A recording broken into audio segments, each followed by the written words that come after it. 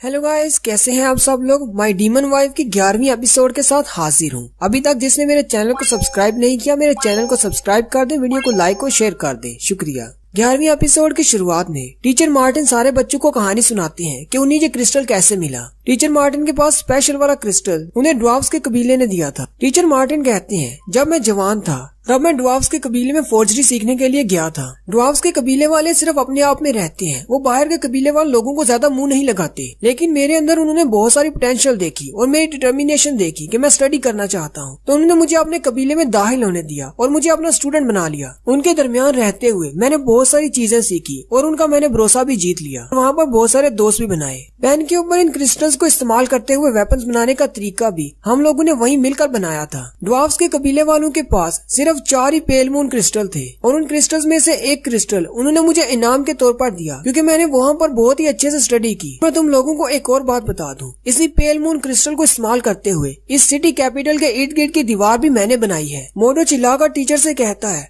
तो इसका मतलब ये बहुत ही कीमती और पावरफुल गिफ्ट है। जियांग सोचता है, अगर ये क्रिस्टल इतना ज्यादा पावरफुल है तो इसका मतलब तो ये हुआ कि ड्वार्फ के कबीले वाले डीमन ट्राइब से ज्यादा पावरफुल है। मार्टिन उनसे कहते हैं, ये क्रिस्टल बहुत ज्यादा पावरफुल है, इसकी मैजिकल एनर्जी लिमिटलेस है। तुम इससे कोई भी चीज बना सकते हो बिना किसी मटेरियल के, सिर्फ सोचकर उसे ड्रा करो और वो चीज बन जाएगी। लेकिन इसका एक साइड इफेक्ट भी है, इसको बहुत ज्यादा इस्तेमाल करने की वजह से तुम्हारी बॉडी पर बहुत ज्यादा बुरा असर पड़ेगा। उसी वक्त एक बच्चा हाथ खड़ा करता है और टीचर मार्टिन से कहता है, अगर आपने इतनी बड़ी बड़ी दीवारें बनाई है तो क्या इस क्रिस्टल ने आपकी बॉडी पर भी कोई साइड इफेक्ट किया है। मोडो उनसे कहते हैं, हमारे टीचर ने बहुत बड़ा सैक्रिफाइस दिया है, जरा दीवार की तरफ देखो। दीवार पर लगी हुई तस्वीर की तरफ इशारा करता है। जियांग और सारे बच्चे उस तस्वीर को देखकर कहते हैं, ये तस्वीर वाला शख्स तो बहुत ज्यादा हैंडसम है, इसका ताल्लुक हमारे टीचर के साथ क्या है। मोडो उनसे कहता है, मुझे लगता है शायद तुम मेरी बात समझे नहीं, ये हमारे टीचर की पिक्चर है जो कि 10 साल पहले की है। वो सारे बच्चे ये बात सुनकर बहुत ज्यादा हैरान हो जाते हैं और कहते हैं, पिक्चर वाले शख्स की आईब्रोज के अलावा टीचर मार्टिन इससे जरा भी नहीं मेल खाते। टीचर मार्टिन उन बच्चों से कहते हैं, मोडो बिल्कुल ठीक कह रहा है, ये मेरी ही पिक्चर है। नेक्स्ट सीन में सोफी साथ महल के बाहर खड़ा होता है। उसी वक्त वहाँ पर एक कैरेज आकर रुकता है, उसमें से उसके पापा मास्टर गुरु उतरते हैं। मास्टर गुरु बुरी तरह से ट्रॉमालाइज्ड होते हैं। वो जैसे कैरेज में से नीचे उतरते हैं वो गिरने लगते हैं। सोफी सास आगे बढ़ता है और उनको सहारा देता है और उनसे पूछता है, फादर आपके साथ क्या हुआ, उन लोगों ने आपके साथ क्या किया, कहीं उन्होंने आपको चोट तो नहीं पहुँचाई। मास्टर गुरु से पीछे की तरफ धक्का देते हैं और कहते हैं, मुझे अकेला छोड़ दो, और साथ ही वो चिल्लाना शुरू कर देते हैं और कहते हैं, सब कुछ खत्म हो गया, सब कुछ खत्म हो गया। वो इसी तरह पागलों जैसी हरकतें कर रहे होते हैं और उसे बार बार कहते हैं, सब कुछ खत्म हो गया, और आगे बढ़ जाते हैं। सोफी सास उनसे कहता है, आखिर उन्होंने आपके साथ ऐसा किया क्या। मास्टर गुरु हंसते हुए से कहते हैं, सब कुछ खत्म हो गया, कोई भी इसको चेंज नहीं कर सकता। फिर वो महल के अंदर चले जाते हैं।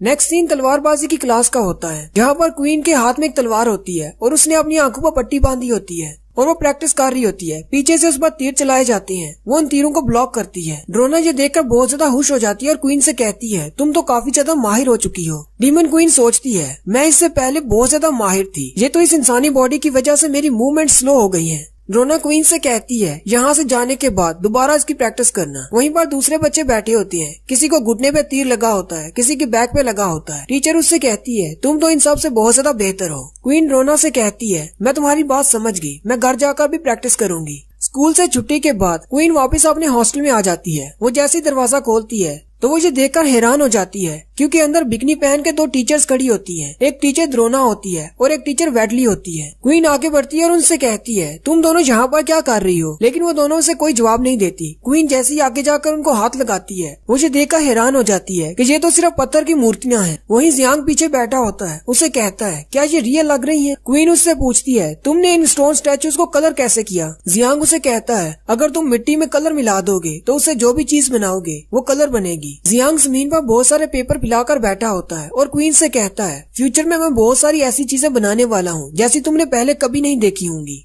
क्वीन आगे बढ़ती है और उन पेपर्स में से एक पेपर उठाती है और उसे कहती है, ये सब कुछ क्या है। जियांग उसे कहता है, ये ब्लूप्रिंट्स हैं स्टीम इंजन बनाने के लिए, ये मुझे टीचर मार्टिन ने दिए हैं। इन ब्लूप्रिंट्स को देखकर लगता है कि ड्वार्फ्स की नॉलेज डीमन ट्राइब के लोगों से बहुत ज्यादा है, क्योंकि उन्होंने पहले स्टीम इंजन बना लिया है और उनके पास ट्रेन भी है। साथ ही जियांग हंसते हुए से कहता है, टीचर को लगा कि मुझे एक्सपेरिमेंट करने का बहुत ज्यादा शौक है तो उन्होंने ये सारे ब्लूप्रिंट्स मुझे दे दिए। लेकिन साथ ही क्वीन उसकी बर्ड पर एक किक मारती है और उससे कहती है, तुम ये जो अजीब सी चीजें बना रहे हो, तुम्हें नहीं लगता कि इससे लोगों को तुम्हारे बारे में पता चल जाएगा कि तुम यहाँ के नहीं हो? जियांग उसे कहता है, मुझे इससे डरने की क्या जरूरत है, यहाँ के लोगों को क्या पता कि मैं क्या बना रहा हूँ। फिर क्वीन उसका कान पकड़कर खींचती है और उसे कहती है, कल तुमने मेरा स्टैचू क्यों बनाया था? जियांग उसे कहता है, मैं तो बस एक्सपेरिमेंट कर रहा था कि स्टैचू बनाई हुई लड़की जिंदा होती है या नहीं। क्वीन उसे इशारा करके कहती है, अगर तुमने कल रात को ये एक्सपेरिमेंट कर लिया था और तुम नाकाम रहे तो फिर तुमने आज इन दोनों के स्टैचूज क्यों बनाए हैं? जियांग बहुत ज्यादा घबरा जाता है और कहता है, मैं तो सिर्फ कलर्स ट्राई करना चाहता था। ये सुनते ही क्वीन अपना पंच बनाती है और उसे कहती है, तुम सिर्फ इंसानी कचरे हो। जियांग उसे कहता है, मुझे एक्सप्लेन करने दो। और नेक्स्ट सीन में हमें जो दिखाया जाता है, जियांग का पूरा चेहरा सूजा होता है। उसे क्वीन से बहुत ज्यादा मार पड़ती है। जियांग अपनी साइकिल पर स्कूल की तरफ जा रहा होता है और कहता है, मुझे स्टीम इंजन बनाने का तरीका मिल गया है। अगर मैं इसको थोड़ा सा अल्टर कर दूं तो मैं एक कार भी बना सकता हूँ। और अगर मैं इसी तरह मेहनत करता रहा तो क्या पता एक दिन मैं एक ट्रांसफार्मर कार बना लूं। और साथ ही वो हंसना शुरू कर देता है और कहता है, एक दिन उस डीमन क्वीन को मेरी असल पावर का पता चल जाएगा। वो जैसे स्कूल के करीब पहुंचता है तो सारी क्लास के लड़के बाहर खड़े शोर मचा रहे होते हैं। सारे लड़के मोडो से पूछ रहे होते हैं, अब हमें क्या करना चाहिए? मोडो उनसे कहता है, मुझे नहीं पता। उसी वक्त जियांग भी उनके करीब आ जाता है। जियांग उनसे पूछता है, यहाँ पर क्या हो रहा है? मोडो जियांग को बताता है, टीचर मार्टिन गोल्ड अलॉय केव में चले गए हैं क्रिस्टल लेने के लिए। साथ ही वो उन्हें बैक फ्लैश सीन दिखाता है और कहता है, लास्ट नाइट मैं अपने टीचर के साथ गया था पर्पल ड्रैगन्स के हेडक्वार्टर पर। हम लोग वहाँ पर नए क्रिस्टल्स खरीदने के लिए गए थे, लेकिन हमें नहीं पता था कि क्रिस्टल्स की कीमतें बढ़ गई हैं। कैप्टन ने हमसे कहा कि हमें डबल दाम देने पड़ेंगे। टीचर मार्टिन कैप्टन से कहते हैं, अब इसका क्या मतलब है? हमें ज्यादा पैसे देने पड़ेंगे। तुम जो हमें क्रिस्टल्स की कीमतें बता रहे हो वो पहले वाली कीमतों से 3 गुना ज्यादा है। कैप्टन टीचर मार्टिन से कहते हैं, तुमने बिल्कुल ठीक सुना, हम लोग 3 गुना ज्यादा कीमतें वसूल कर रहे हैं, लेकिन क्योंकि तुम एक टीचर हो इसलिए हम तुमसे सिर्फ 2 गुना ज्यादा कीमत लेंगे। टीचर मार्टिन कैप्टन से कहते हैं, गोल्ड अलॉय क्रिस्टल्स हमारे लिए बहुत ज्यादा जरूरी हैं। अगर तुम लोग कीमतें बढ़ा दोगे तो हमारे जैसे फोर्जर्स इनको कैसे खरीदेंगे और हम लोग कैसे वेपन्स बनाएंगे? कैप्टन उनसे कहते हैं, अब मैं यहाँ का नया कैप्टन हूँ। पहले वाले कैप्टन को गद्दार साबित करके मार दिया गया है और ये वाली कीमतें उसके दौर में थी। तुम्हें क्रिस्टल्स खरीदने हैं तो खरीदो। साथ ही कैप्टन टीचर मार्टिन से कहता है, आप हमेशा किंगडम के अंदर ही रहे हैं, यहाँ बाहर क्या हो रहा है आपको इस बारे में नहीं पता। किंग ईस्टर्न ट्राइब पर हमला करने का सोच रहे हैं, इसलिए हमें बहुत ज्यादा फंडिंग की जरूरत है ताकि सोल्जर्स के लिए राशन खरीदा जा सके। अगर हमने क्रिस्टल्स की कीमतें बढ़ाई हैं तो इसका मतलब आपको भी अपनी सर्विसेज की कीमतें बढ़ा देनी चाहिए। आप अपने स्टूडेंट से ज्यादा पैसे लिया करें। टीचर मार्टिन को कैप्टन की ये बात सुनकर बहुत ज्यादा गुस्सा आता है। फिर हमारी स्टोरी फिर से प्रेजेंट में आ जाती है। मोडो जियांग से कहता है, और उसके बाद टीचर इतने ज्यादा गुस्से में थे वो कहती है, मैं खुद ही केव के अंदर जाऊंगा और वहाँ से क्रिस्टल निकाल कर लाऊंगा। जियांग उनसे पूछता है, मैंने सुना है कि उस केव के अंदर बहुत सारे डेंजरस क्रिएचर हैं, क्या हमारे टीचर उन सब का मुकाबला कर सकते हैं? और स्टूडेंट्स बातें करना शुरू कर देते हैं और कहते हैं, हमें नहीं लगता कि टीचर के पास कोई फाइटिंग एबिलिटी है और ना ही हमने कभी उन्हें लड़ते हुए देखा है। मोडो उनसे कहता है, वो तो सिर्फ एक फोर्जिंग टीचर है, उन्हें सिर्फ ड्राइंग आती है, वो एक ड्रैगन को कैसे हरा सकते हैं? वो सारे स्टूडेंट्स कहते हैं, पहले इन क्रिस्टल्स की कीमतें इतनी ज्यादा हैं और ऊपर से अब इन क्रिस्टल्स की कीमतें और भी ज्यादा बढ़ गई हैं। टीचर मार्टिन हमारे लिए कितना कुछ करते हैं ताकि हमें पढ़ा सकें। जियांग उनसे कहता है, हमें टीचर मार्टिन को रोकना होगा। मैं अभी जाकर तलवारबाजी की टीचर ड्रोना और दूसरी मैजिक की टीचर एसी को बुला कर लाता हूँ ताकि वो हमारी मदद कर सके। मोडो उसे कहता है, लेकिन टीचर स्कूल में नहीं है। जियांग उसे कहता है, लेकिन ऐसा क्यों? मोडो उसे बताता है, आज स्कूल के सारे टीचर किंग से मिलने के लिए महल गए हुए हैं क्योंकि बहुत जल्दी हंटिंग सीजन शुरू होने वाला है। हंटिंग के लिए टीचर्स को नए रूल्स बताए जाएंगे जो कि हमारे किंग बताएंगे। जियांग उसे कहता है कि ये सब कुछ आज ही होना था। मोडो उसे कहता है, अब तो ऐसा ही है। फिर जियांग उसे कहता है, अच्छा ठीक है, मुझे जाकर सोफी सास को ढूंढना होगा, वो हमारी मदद करेगा। मोडो उसे कहता है कि वो भी नहीं मिलेंगे क्योंकि हंटिंग की तैयारी करने के लिए व्हाइट ड्रैगन यूनिट को ही लगाया जाता है, इसलिए वो बहुत ज्यादा बिजी होंगे। जियांग चिल्लाना शुरू कर देता है और कहता है, मैं ये भी नहीं कर सकता, मैं वो भी नहीं कर सकता, तो बताओ मैं करूं क्या? आखिर हम अपने टीचर को इस तरह नुकसान पहुंचते नहीं देख सकते। उसी वक्त उन्हें महसूस होता है कि जमीन हिल रही है। जियांग उसे कहता है कि अर्थक्वेक आया है। वो जैसे दूसरी तरफ देखते हैं तो एली आ रहा होता है। एली ने अपने एक हाथ पर बड़ा सा पत्थर उठा रखा होता है। वो सीधा इनके पास आता है और उनके सामने वो बड़ा सा पत्थर रख देता है और उनसे कहता है, मास्टर मार्टिन से कहना कि मैं उनके लिए सारे मटेरियल्स ले आया हूँ, इस महीने के लिए काफी होगा। मोडो एली से कहता है, वो बात यह है कि टीचर यहाँ पर नहीं है, इसलिए मैं तुम्हें पैसे नहीं दे सकता। क्या तुम बाद में आकर अपने पैसे कलेक्ट कर सकते हो? एली उनसे कहता है, कोई बात नहीं, मैं बाद में आकर अपने पैसे ले लूंगा। अली उनको जो मटेरियल ला कर देता है जिसके बदले में टीचर मार्टिन उसे पैसे देते हैं। फिर अली उनसे कहता है, मैं यहाँ से जा रहा हूँ। उसी वक्त जियांग उसका हाथ पकड़ लेता है और उसे कहता है, जरा रुको, मेरी बात सुनो, क्या तुम थोड़े से और पैसे कमाना चाहते हो? जियांग अपने पास से सिक्कों की थैली निकालता है और मोडो से कहता है, मोडो मुझे पर्पल ड्रैगन टीम के पास लेकर चलो, मुझे कुछ हाई लेवल क्रिस्टल खरीदने हैं। मोटो उससे पूछता है लेकिन तुम्हें क्रिस्टल किस लिए खरीदने हैं। नेक्स्ट सीन उस केव के बाहर का होता है जहाँ पर सोल्जर्स बैठे होते हैं। सोल्जर आपस में बातें कर रहे होते हैं कि मार्टिन टीचर यहाँ से गुजर गए, वो केव के अंदर चले गए हैं। दूसरा सोल्जर पहले वाले से कहता है लेकिन तुमने उन्हें यहाँ से जाने क्यों दिया। वो सोल्जर हंसते हुए कहता है टीचर ने कहा था कि उसे वहाँ से क्रिस्टल इकट्ठे करके लाने हैं, इसलिए वो अंदर चला गया। लेकिन इस बात से कोई फर्क नहीं पड़ता, वैसे भी उसे ड्रैगन खा जाएगा। पहले वाला सोल्जर उसे कहता है लेकिन वो स्कूल का टीचर है, अगर उसने ड्रैगन को हरा दिया और क्रिस्टल्स ले आया तो। दूसरा सोल्जर उसे हंसते हुए कहता है अगर वो उस ड्रैगन को हरा देता है और क्रिस्टल्स ले आता है तो उसे यहीं से गुजरना है, हम लोग उससे क्रिस्टल छीन लेंगे। उसी वक्त उन्हें सामने से किसी मशीन के चलने की आवाज आती है। एक सोल्जर उन्हें कहता है सामने की तरफ देखो, वहाँ से क्या आ रहा है। वो तीनों सोल्जर ये देखकर बहुत ज्यादा हैरान हो जाते हैं क्योंकि सामने से एक कार आ रही होती है। एक सोल्जर कहता है ये किस किस्म का मॉन्स्टर है जो सीधा हमारी तरफ आ रहा है। वो गाड़ी सीधी आती है और उनके बैरियर को तोड़ते हुए सीधी केव की तरफ आगे चली जाती है। वो तीनों सोल्जर्स बहुत ज्यादा घबरा जाते हैं और कहते हैं हमारे कैपिटल के अंदर एक मॉन्स्टर कैसे दाखिल हो गया, हमें जल्दी से जाकर अपने लीडर को बताना होगा। और यहीं पर हमारी 11वीं एपिसोड का एंड होता है। एक्सप्लेनेशन अच्छी लगी हो तो कमेंट करके जरूर बताएं। चैनल को सब्सक्राइब कर दें, वीडियो को लाइक और शेयर कर दें। शुक्रिया।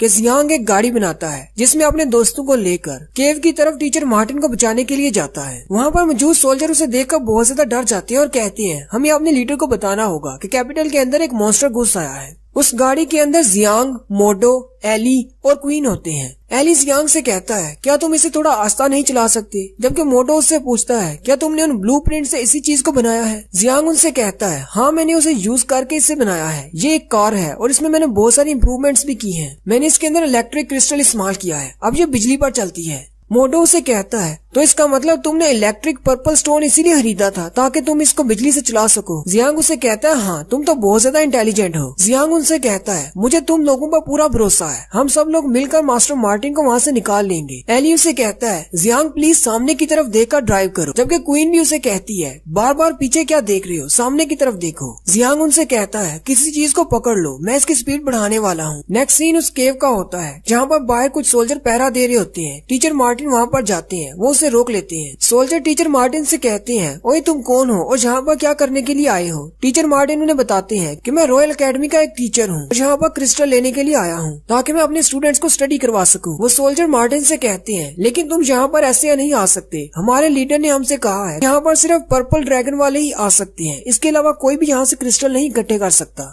मार्टिन उनकी बात नहीं सुनते और सामने चले जाते हैं। एक सोल्जर उसे रोकने की कोशिश करता है लेकिन दूसरा उसे कहता है इसे जाने दो, ये अकेला अंदर जाकर क्या कर सकता है मरने के सिवाय। टीचर मार्टिन केव के अंदर चले जाते हैं और कहते हैं मुझे यहाँ पर कुछ क्रिस्टल्स तो मिल ही जाएंगे। उन्हें दीवार पर बहुत सारे क्रिस्टल चमकते हुए नजर आते हैं। मार्टिन बहुत ज्यादा खुश हो जाते हैं और कहते हैं यहाँ पर तो बहुत सारे क्रिस्टल्स हैं, मुझे लगता है कि पर्पल ड्रैगन वाले हमसे झूठ बोल रहे हैं कि इन क्रिस्टल्स को इकट्ठा करना बहुत ज्यादा मुश्किल काम है ताकि वो इनकी प्राइसेस को बढ़ाकर बेच सके। टीचर मार्टिन अभी थोड़ा सा ही आगे जाते हैं कि जमीन में से एक बड़ा सा कीड़ा निकलता है। वो कीड़ा एक सैंड ड्रैगन होता है। वो टीचर पर हमला करने के लिए आगे बढ़ता है। टीचर मार्टिन उसे देखते ही कहती है ये तो एक ग्राउंड ड्रैगन है, यानी कि सैंड ड्रैगन। उसी वक्त बाहर का सीन दिखाते हैं, वो लोग भी अपनी गाड़ी में वहाँ पर आ जाते हैं। मोडो से कहता है केव एंट्रेंस सामने ही है, हमें यहीं पर रुकना होगा। वो वहीं पर अपनी गाड़ी रोक देते हैं और उसमें से नीचे उतर आते हैं। जियांग उनसे कहता है रास्ते में हमें मार्टिन नहीं मिले, इसका मतलब वो केव के अंदर पहले से ही जा चुके हैं। क्वीन अपने सर पर हाथ रखकर खड़ी होती है और कहती है जब से मैं इंसान बनी हूँ मेरी इन चीजों को बर्दाश्त करने की कुव्वत कम हो गई है। जबकि एली वहीं गाड़ी के पीछे बैठा उल्टियां कर रहा होता है। जियांग उसके पास जाता है और उसे कहता है क्या तुम ठीक हो, हमें थोड़ी देर में यहाँ पर फाइट करना होगी। एली उसे कहता है मैं बिल्कुल ठीक हूँ, मुझे बस थोड़ा सा टाइम दो।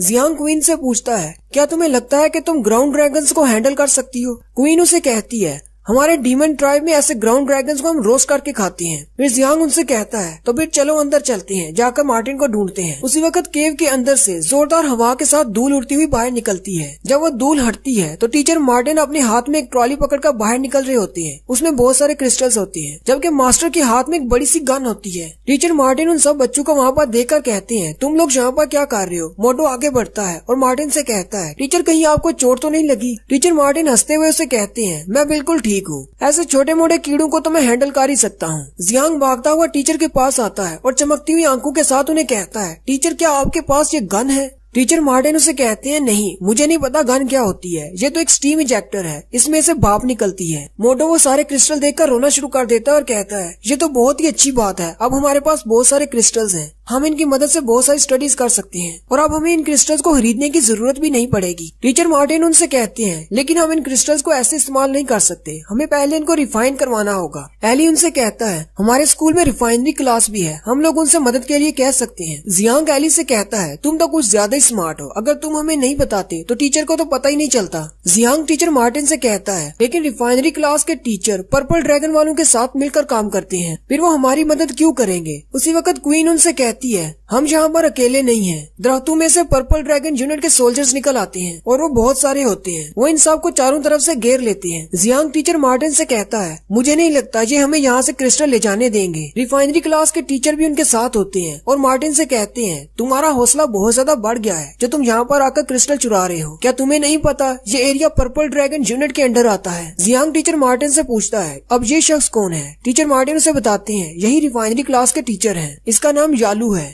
टीचर मार्टिन यालू से कहते हैं मुझे लगा था कि इन क्रिस्टल्स को हासिल करना बहुत ज्यादा मुश्किल काम होगा, लेकिन यहाँ पर आकर मुझे पता चला ये तो जरा भी मुश्किल नहीं। वो ग्राउंड ड्रैगन तो हमारे स्टूडेंट्स के सामने भी कीड़े मकोड़े हैं, तुमने और पर्पल ड्रैगन यूनिट के हेड ने मिलकर चीटिंग की है, तुम लोग जानबूझकर प्राइसेस को बढ़ा रहे हो। तुम ये बात अच्छे से जानती हो कि हमारे किंगडम में कुछ ऐसे लोग भी रहते हैं जिन्हें 10 से 20 साल लगते हैं इतनी कमाई करने में कि वो अपना एक घर खरीद सके, और तुम लोग यहाँ पर लो लेवल के क्रिस्टल्स को भी इतना महंगा बेच रहे हो कि एक एवरेज इंसान उनको कभी खरीद ही नहीं सकता। जियांग सोचता है मुझे नहीं लगा था कि मेरी ही दुनिया की तरह यहाँ पर भी घर खरीदना बहुत ज्यादा मुश्किल हो सकता है। मार्टिन यालू से कहते हैं मैं जाकर अपने किंग को सारी बात बताऊंगा, हमें आज के बाद तुम लोगों की जरूरत नहीं, हम लोग खुद ये क्रिस्टल्स निकाल सकते हैं। यालू से कहता है अगर किंग तुम्हें इजाजत दे भी दे कि तुम अपने क्रिस्टल यहाँ से खुद निकाल लो तो तुम इन क्रिस्टल्स को रिफाइन कैसे करोगे। मार्टिन उन बच्चों से कहते हैं अब ये सारी मेरी गलती है, अगर मैं ड्वार्फ कबीले में थोड़ा सा और रुकता तो मैं वहाँ पर रिफाइनरी की आर्ट भी सीख सकता था। जियांग आगे बढ़ता है और यालू से कहता है तो क्या हुआ, हमारे मास्टर को रिफाइनिंग की आर्ट नहीं आती, हम लोग यहाँ से क्रिस्टल ले जाने के बाद ड्वार्फ के कबीले में जाएंगे और उनसे जाकर रिफाइनिंग की आर्ट सीखेंगे। और साथ ही जियांग उसे कहता है मुझे नहीं लगता कि मिलिट्री को राशन पहुँचाने के लिए तुम लोग प्राइसेस को इंक्रीज कर रहे हो, मुझे लगता है कि तुम लालची लोग सिर्फ अपने फायदे के लिए प्राइसेस को इंक्रीज करते हो, तुम लोगों की वजह से ही कैपिटल में महंगाई हो रही है। यालू जियांग से कहता है तुम जैसे गरीब लोगों पर मुझे ध्यान देने की जरूरत नहीं, तुम चाहे जो मर्जी बकवास करते रहो, क्या तुम्हें जरा सा भी अंदाजा है इस सब में और कौन कौन लोग शामिल हैं जिनकी हमें सपोर्ट हासिल है। मुझे तो लगा था कि मैं तुम लोगों को ऐसे ही जाने दूंगा, लेकिन अब तुम लोगों ने इतनी ज्यादा बातें कर दी हैं, मुझे लगता है कि तुम्हें यहीं पर खत्म करना होगा। वो सारे सोल्जर्स इन बच्चों को मारने के लिए रेडी हो जाते हैं। टीचर मार्टिन बच्चों से कहते हैं ये सारी मेरी गलती है, मेरी वजह से तुम लोग यहाँ पर आए हो और अब तुम सब लोग भी इस मुश्किल में फंस गए हो। जियांग उनसे कहता है आपको परेशान होने की जरूरत नहीं, हम लोग अपनी मर्जी से यहाँ पर आपको बचाने के लिए आए थे। टीचर उन सब का शुक्रिया अदा करते हैं, साथ ही यालू अपने सोल्जर्स को हुक्म देता है जाओ और इन सबको मार दो। जियांग उसी वक्त एली और क्वीन से कहता है क्या तुम दोनों रेडी हो, क्या तुम्हें याद है हमारा प्लान क्या है। क्वीन इसाबेला एक तलवार पकड़ लेती है और उन सारे सोल्जर्स के साथ लड़ना शुरू कर देती है, जबकि एली ने अपने दोनों हाथों में मैजिकल क्रिस्टल्स पकड़े होते हैं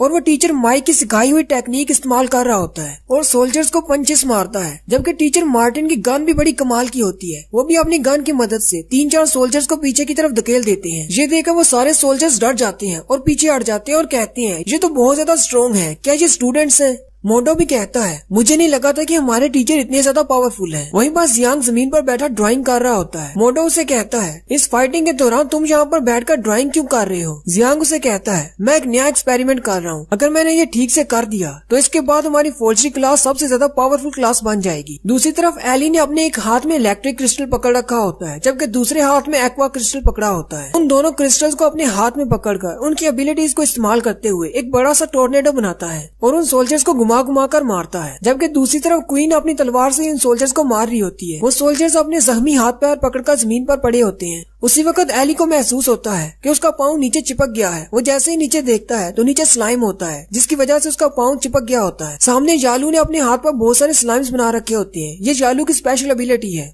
जालू एली की तरफ और भी ज्यादा स्लाइम बॉल्स फेंकता है। उनमें से एक स्लाइम को पंच करने वाला होता है। वो स्लाइम मुड़कर उसके बाजू पर चिपक जाता है। एली कहता है ये स्लाइम तो अपने आप चल रहे हैं। एली अपनी फायर फिस्ट टेक्निक इस्तेमाल करता है और उस स्लाइम को गर्म करने की कोशिश करता है, लेकिन वो हीट रेजिस्टेंट होते हैं। जालू हंसते हुए एली से कहता है ये स्लाइम मैंने खुद बनाए हैं, इसलिए ये फायर प्रूफ है। इसके अलावा इन्हें इलेक्ट्रिक शॉक भी नहीं लगता। और फिर साथ ही जालू अपने पास से गुलाबी रंग के स्लाइम निकालता है और उन्हें एली की तरफ फेंक कर कहता है चलो इनको ट्राई करते हैं। उसी वक्त टीचर मार्टिन सामने आ जाते हैं और अपनी गन उसके सामने करके उनके स्लाइम्स को रोकते हैं। जालू के स्लाइम से टीचर की गन मेल्ट हो जाती है। टीचर मार्टिन ये देखकर बहुत ज्यादा हैरान हो जाते हैं। टीचर मार्टिन जालू से कहते हैं ये सिर्फ स्टूडेंट्स हैं, तुम्हें ऐसा करने की जरूरत नहीं। क्या तुम इन सब को वाकई में मारना चाहते हो? जालू टीचर मार्टिन से कहता है मैंने तुमसे कहा था कि तुम सब लोग यहाँ पर मरने वाले हो, तुम्हें ही मेरी बात पर यकीन नहीं आ रहा। जालू अभी बातें कर रहा होता है। क्वीन पीछे से आती है और अपनी तलवार से उसके सेंटर में कट लगाती है, लेकिन जालू साथ ही हंसते हुए स्लाइम बन जाता है क्योंकि वो एक स्लाइम का क्लोन होता है, असली में जालू नहीं होता। टीचर मार्टिन कहती हैं क्या ये जालू भी स्लाइम से बना हुआ था? फिर वहाँ पर और भी बहुत सारे जालू के क्लोन्स आ जाते हैं। जालू उनसे कहता है जरा गेस करके बताओ इनमें से असली जालू कौन है? क्वीन सोचती है अगर मेरे पास मेरी मैजिकल पावर्स होती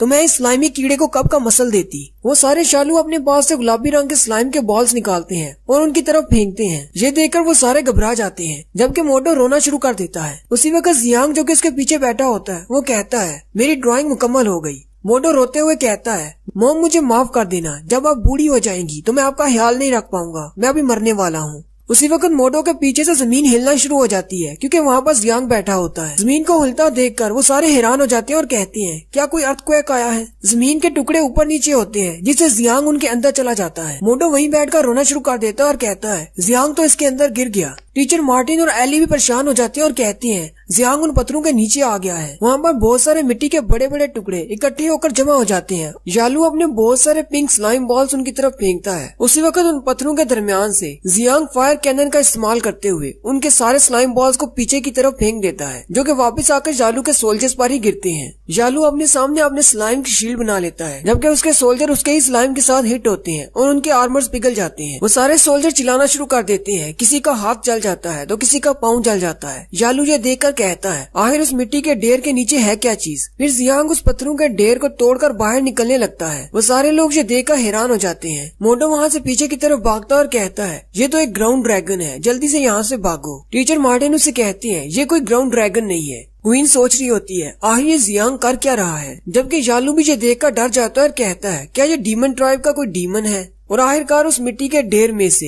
एक बड़ा सा ट्रांसफार्मर बाहर निकलता है, जिसके अंदर जियांग बैठा उसको कंट्रोल कर रहा होता है और कहता है अब तुम सब लोग मेरी मॉडर्न टेक्नोलॉजी के सामने झुकना शुरू कर दो। अभी तुम्हें मजा सिखाता हूँ कि जब मैजिक को मॉडर्न टेक्नोलॉजी के साथ मिक्स कर दिया जाए तो क्या होता है। और यहीं पर हमारी 12वीं एपिसोड का एंड होता है। एक्सप्लेनेशन अच्छी लगी हो तो कमेंट करके जरूर बताएं। चैनल को सब्सक्राइब कर दें, वीडियो को लाइक और शेयर कर दें। डीमन वाइफ की 13वीं एपिसोड के साथ लास्ट एपिसोड के एंड पे हमने देखा था कि जियांग एक बड़ा सा रोबोट बना लेता है, जो कि बिल्कुल ट्रांसफार्मर मूवी के ऑप्टिमस प्राइम जैसा दिखता है। जालू और उसके सोल्जर से देखकर बहुत ज्यादा घबरा जाते हैं और कहते हैं ये कौन सा डीमन है। जालू के सोल्जर भागने लगते हैं। जालू उनसे कहता है तुम्हें भागने की जरूरत नहीं, मैं यहीं पर हूँ। जियांग उस रोबोट में से बोलता है और जालू से कहता है थोड़ी देर पहले तो तुम कुछ ज्यादा ही बोल रहे थे, अब बोलकर दिखाओ। टीचर मार्टिन कहती है ये तो जियांग की आवाज है, जबकि मोटो भी खुश हो जाता है और कहता है जियांग बिल्कुल ठीक है। क्वीन उस रोबोट को देखकर कहती है मुझे लगता है शायद ये इसकी दुनिया की कोई मशीन है। टीचर मार्टिन सोचते हैं ड्वार्फ्स भी इस तरह के जायंट्स बनाने की कोशिश कर रहे थे, जबकि मैंने उनका कबीला छोड़ा था, लेकिन वो बना नहीं पाए।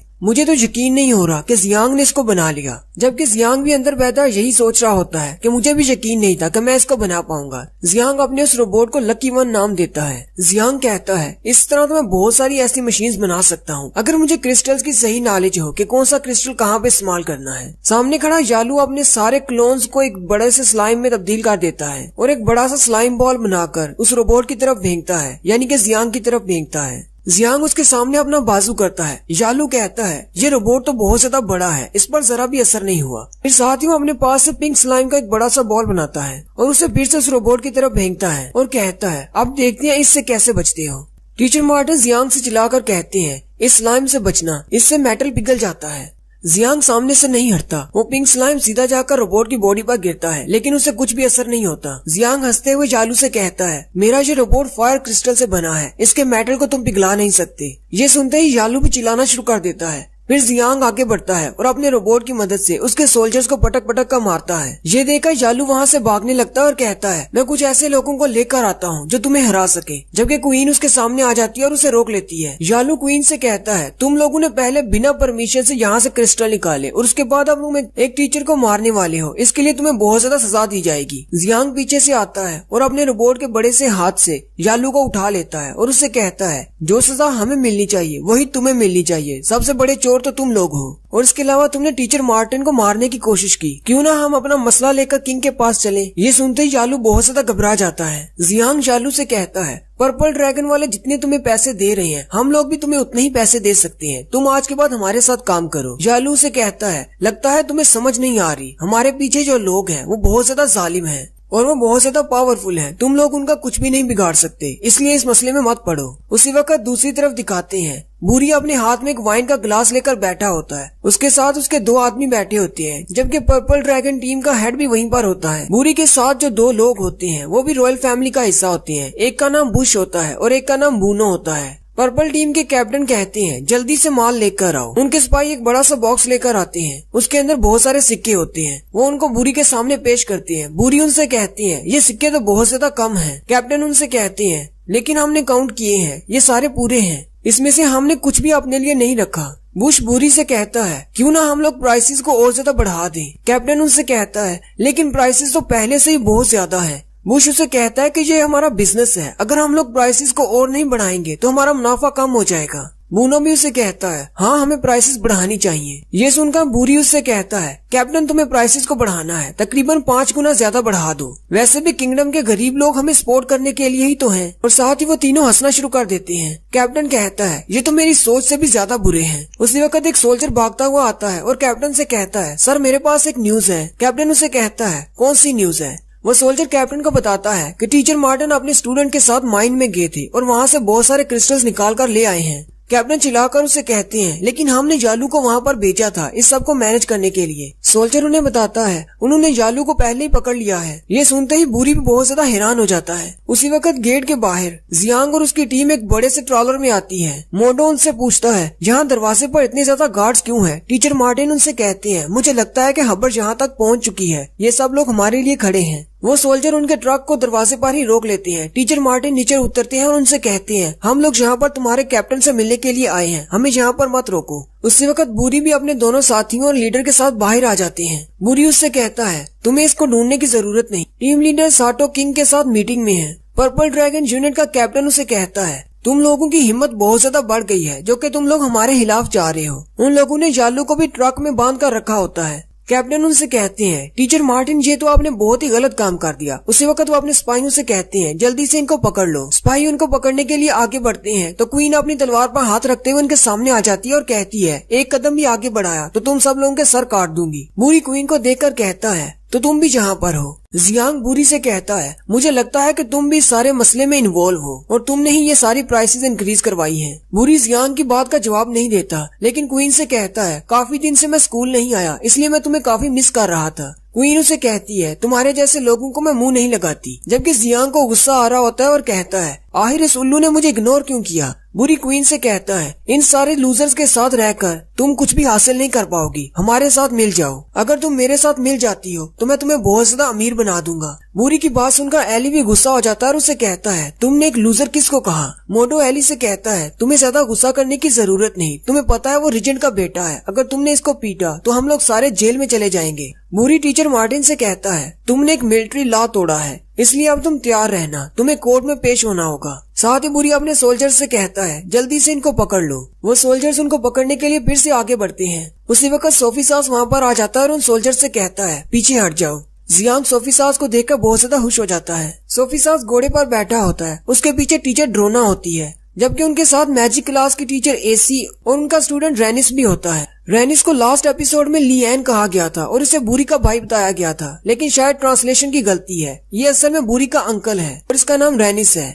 सोफी साथ ड्रोना से कहता है, हम लोग यहाँ पर पहुँच गए हैं, अब तुम नीचे उतर सकती हो। जबकि ड्रोना उसके साथ चिपकी होती है और उसे कहती है, नहीं मुझे अभी नहीं उतरना। सोफी सास उसे कहता है, पहले यहाँ का मसला निपटा लें, फिर मैं तुम्हें अपने घोड़े की सवारी करवा दूंगा। ये सुनते ही टीचर ड्रोना बहुत ज्यादा खुश हो जाती है और कहती है, अच्छा ठीक है। जबकि जियांग, टीचर मार्टिन और क्वीन ये सबको देखकर बहुत ज्यादा हैरान हो रहे होते हैं। बुरी सोफी सास से कहता है, ये पर्पल ड्रैगन यूनिट का एरिया है, तुम यहाँ पर क्या कर रहे हो? सोफी सास बुरी से कहता है, हमारे किंग को पता है कि टीचर मार्टिन ने कानून तोड़ा है, इसलिए उन्होंने मुझे यहाँ पर भेजा है ताकि मैं इनको पकड़ सकूं। बुरी उससे कहता है, क्या ही तुम मुझसे मजाक तो नहीं कर रहे? ये पर्पल ड्रैगन टीम का मुजरिम है और हम लोगों ने इसे पकड़ा है, कहीं तुम इसको यहाँ से छुड़ाने के लिए तो नहीं आए? उसी वक्त रेनिस आगे बढ़ता है और बुरी से कहता है, पीछे हटो, ये हमारे किंग के ऑर्डर्स हैं और मुझे भी ये बात पता है। बुरी रेनिस से कहता है, क्या तुम भी इनके साथ मिले हुए हो? रेनिस बुरी से कहता है, मुझे लगता है शायद तुम कुछ भूल रहे हो, ये सारा किंगडम हमारे किंग का है और ये हमारे किंग का ऑर्डर है कि टीचर मार्टिन को वहाँ पर लाया जाए, तुम्हें बीच में पड़ने की जरूरत नहीं।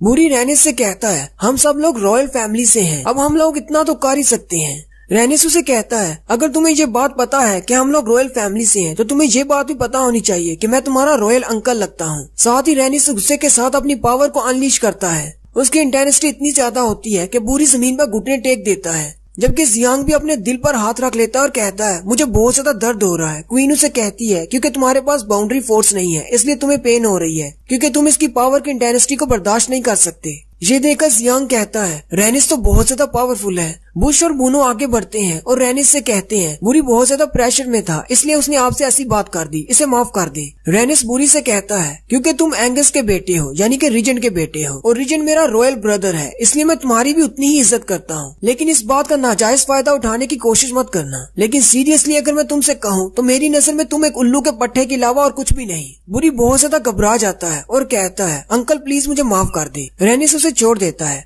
बुरी कहता है, एक दिन मैं इसका बदला इससे जरूर लूंगा। उसी वक्त टीचर ड्रोना आगे बढ़ती हैं और बुरी का कान पकड़कर खींचते हुए उसे कहती हैं, तुम इतने दिनों से स्कूल क्यों नहीं आ रहे?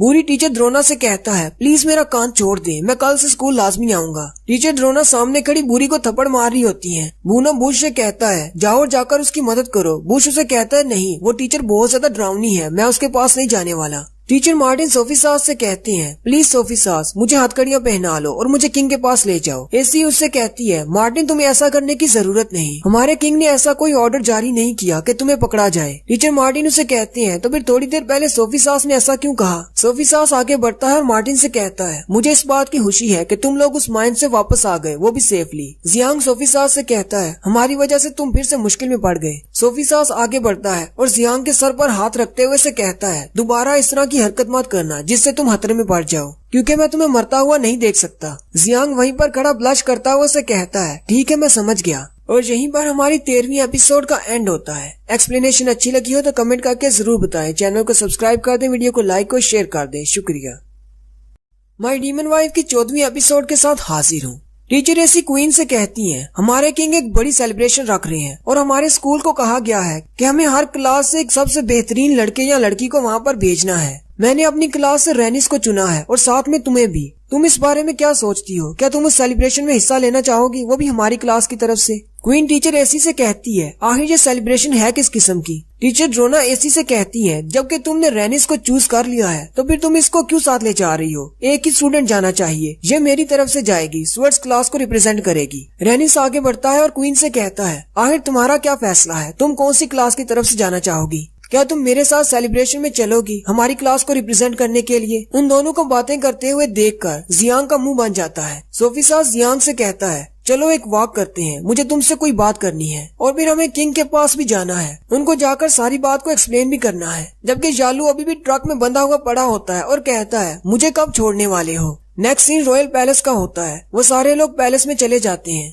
टीचर मार्टिन किंग को सारी बात बताते हैं। किंग उनकी बात सुनने के बाद उनसे कहते हैं, पर्पल ड्रैगन की कमांड साटो के पास है, साटो यहाँ पर नहीं है, इसलिए हम कोई फैसला नहीं कर सकते और इसके अलावा मुझे रीजेंट से भी इस बारे में बात करना होगी। जियांग उसे देखकर कहता है, ये छोटा सा बच्चा इनका किंग कैसे हो सकता है? सोफी सास किंग से कहता है, पर्पल ड्रैगन टीम ने अपनी मर्जी से कीमतों को बढ़ाया, जिसकी वजह से शहर के लोगों पर इसका बहुत ज्यादा बर्डन पड़ा और हमारे किंगडम में महंगाई हुई। हमें इस बात को इतनी लाइटली नहीं लेना चाहिए। किंग उनसे कहते हैं, रीजेंट ने कहा था कि मिलिट्री का बजट बहुत ज्यादा टाइट है, इसलिए हमें पैसों की जरूरत है, क्यों ना हम इस मसले को यहीं पर छोड़ दें। जियांग आगे बढ़ता है और किंग से कहता है, ये बात तो ठीक है कि सारे पैसे मिलिट्री को दिए जाए, लेकिन क्या हो अगर कोई करप्ट इंसान इन सारे पैसों पर कब्जा कर ले और ये सारे पैसे मिलिट्री के पास ना पहुँच रहे हों? उसी वक्त पीछे से रीजेंट आ जाते हैं और जियांग की ये बात सुनकर उसे कहते हैं, मुझे करप्ट करप्ट लोगों से बहुत ज्यादा नफरत है। जियांग पीछे की तरफ देखता है तो बहुत ज्यादा डर जाता है और कहता है मुझे ऐसी बात नहीं करनी चाहिए थी। लगता है उसने सुन लिया।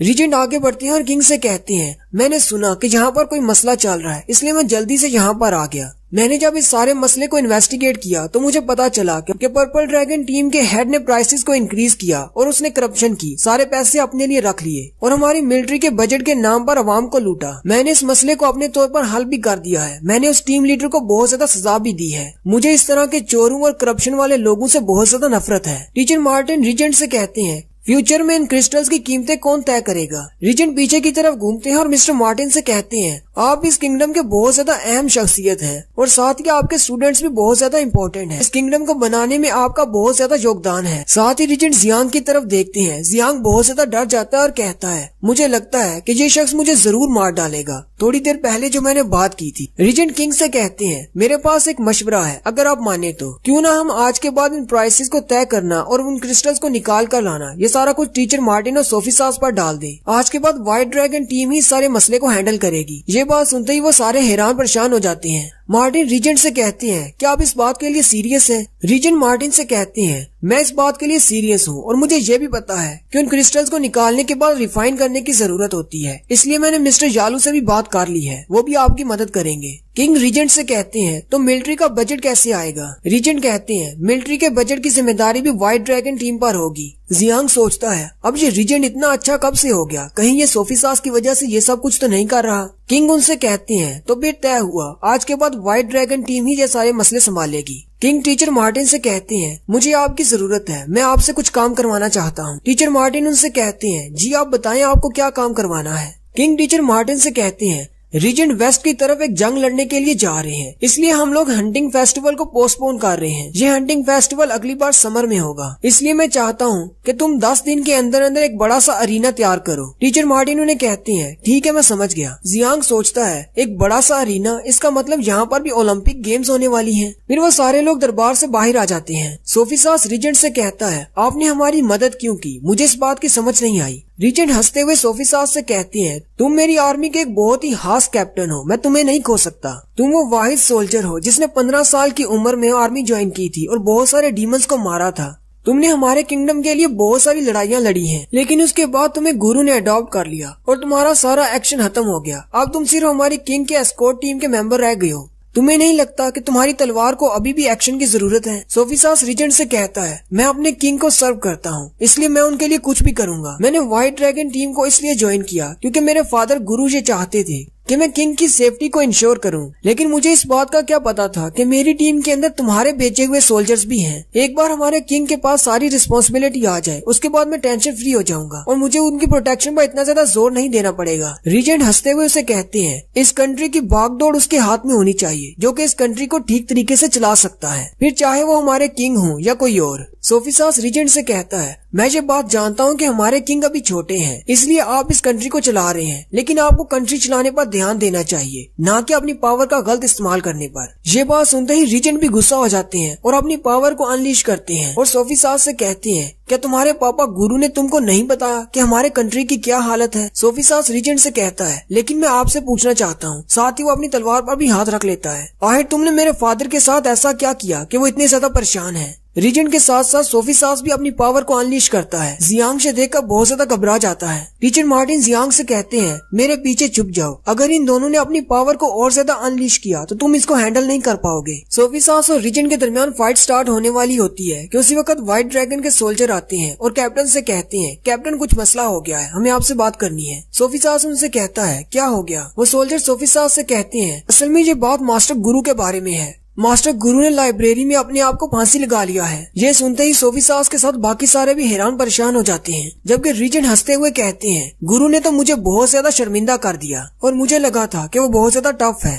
नेक्स्ट सीन रात के वक्त का होता है। क्वीन बिस्तर पर बैठी अपनी तलवार को साफ कर रही होती है, जबकि जियांग भी वहीं फर्श पर लेटा होता है और अपनी ही सोचों में गुम होता है। क्वीन उससे कहती है तुम्हारे साथ क्या मसला है, क्या हुआ तुम्हें? जियांग उसे कहता है अगर मैं तुमको समझाऊंगा भी तो तुम्हें समझ नहीं आएगी। क्वीन उसे कहती है तुम्हें गलत समझने की जरूरत नहीं, रेनिस और मैं हम दोनों सिर्फ क्लास फेलोज हैं। ये सुनते ही जियांग हंसना शुरू कर देता है और सोचता है मैं तो सिर्फ सोफी सास के लिए बुरा महसूस कर रहा था, लेकिन इसने ये बात कहकर मुझे ये साबित कर दिया कि इसे मेरी परवाह है। जियांग उठकर बैठ जाता है और क्वीन से पूछता है, तुम सेलिब्रेशन में कौन सी क्लास को प्रेजेंट करोगी? क्वीन उसे कहती है, मैं तलवारबाजी की क्लास को रिप्रेजेंट करने वाली हूँ। जियांग उसे कहता है, लेकिन रैनिस ने तुम्हें खुद पूछा था, क्या तुम उसे मना कर दोगी? तुम्हें मेरे बारे में जरा भी सोचने की जरूरत नहीं, अगर तुम उसके साथ जाना चाहती हो तो चली जाओ। क्वीन उसे कहती है, मुझे लगता है कि वो मैजिक में बहुत ज्यादा स्ट्रॉन्ग है, इसलिए मैं तलवारबाजी की तरफ से जाऊंगी ताकि उसका सामना कर सकूं, ताकि मुझे पता चल सके कि मैं उसके खिलाफ कितनी ज्यादा स्ट्रॉन्ग हूँ। जियांग उसे कहता है, वो बहुत ज्यादा हैंडसम है, वो बहुत ज्यादा पावरफुल है और वो रॉयल फैमिली का हिस्सा भी है। वो भी ये बातें कर ही रहा होता है कि क्वीन बहुत ज्यादा गुस्सा हो जाती है और जियांग से कहती है, क्या तुम मेरी ट्रू आइडेंटिटी को भूल चुके हो? साथ ही वो खड़ी हो जाती है और उसे कहती है, तुम सिर्फ एक इंसानी कचरे हो, मुझे तो तुम्हें हर रोज पीटना चाहिए। जियांग उसे देखकर जमीन पर गिर जाता है और बहुत ज्यादा डर जाता है।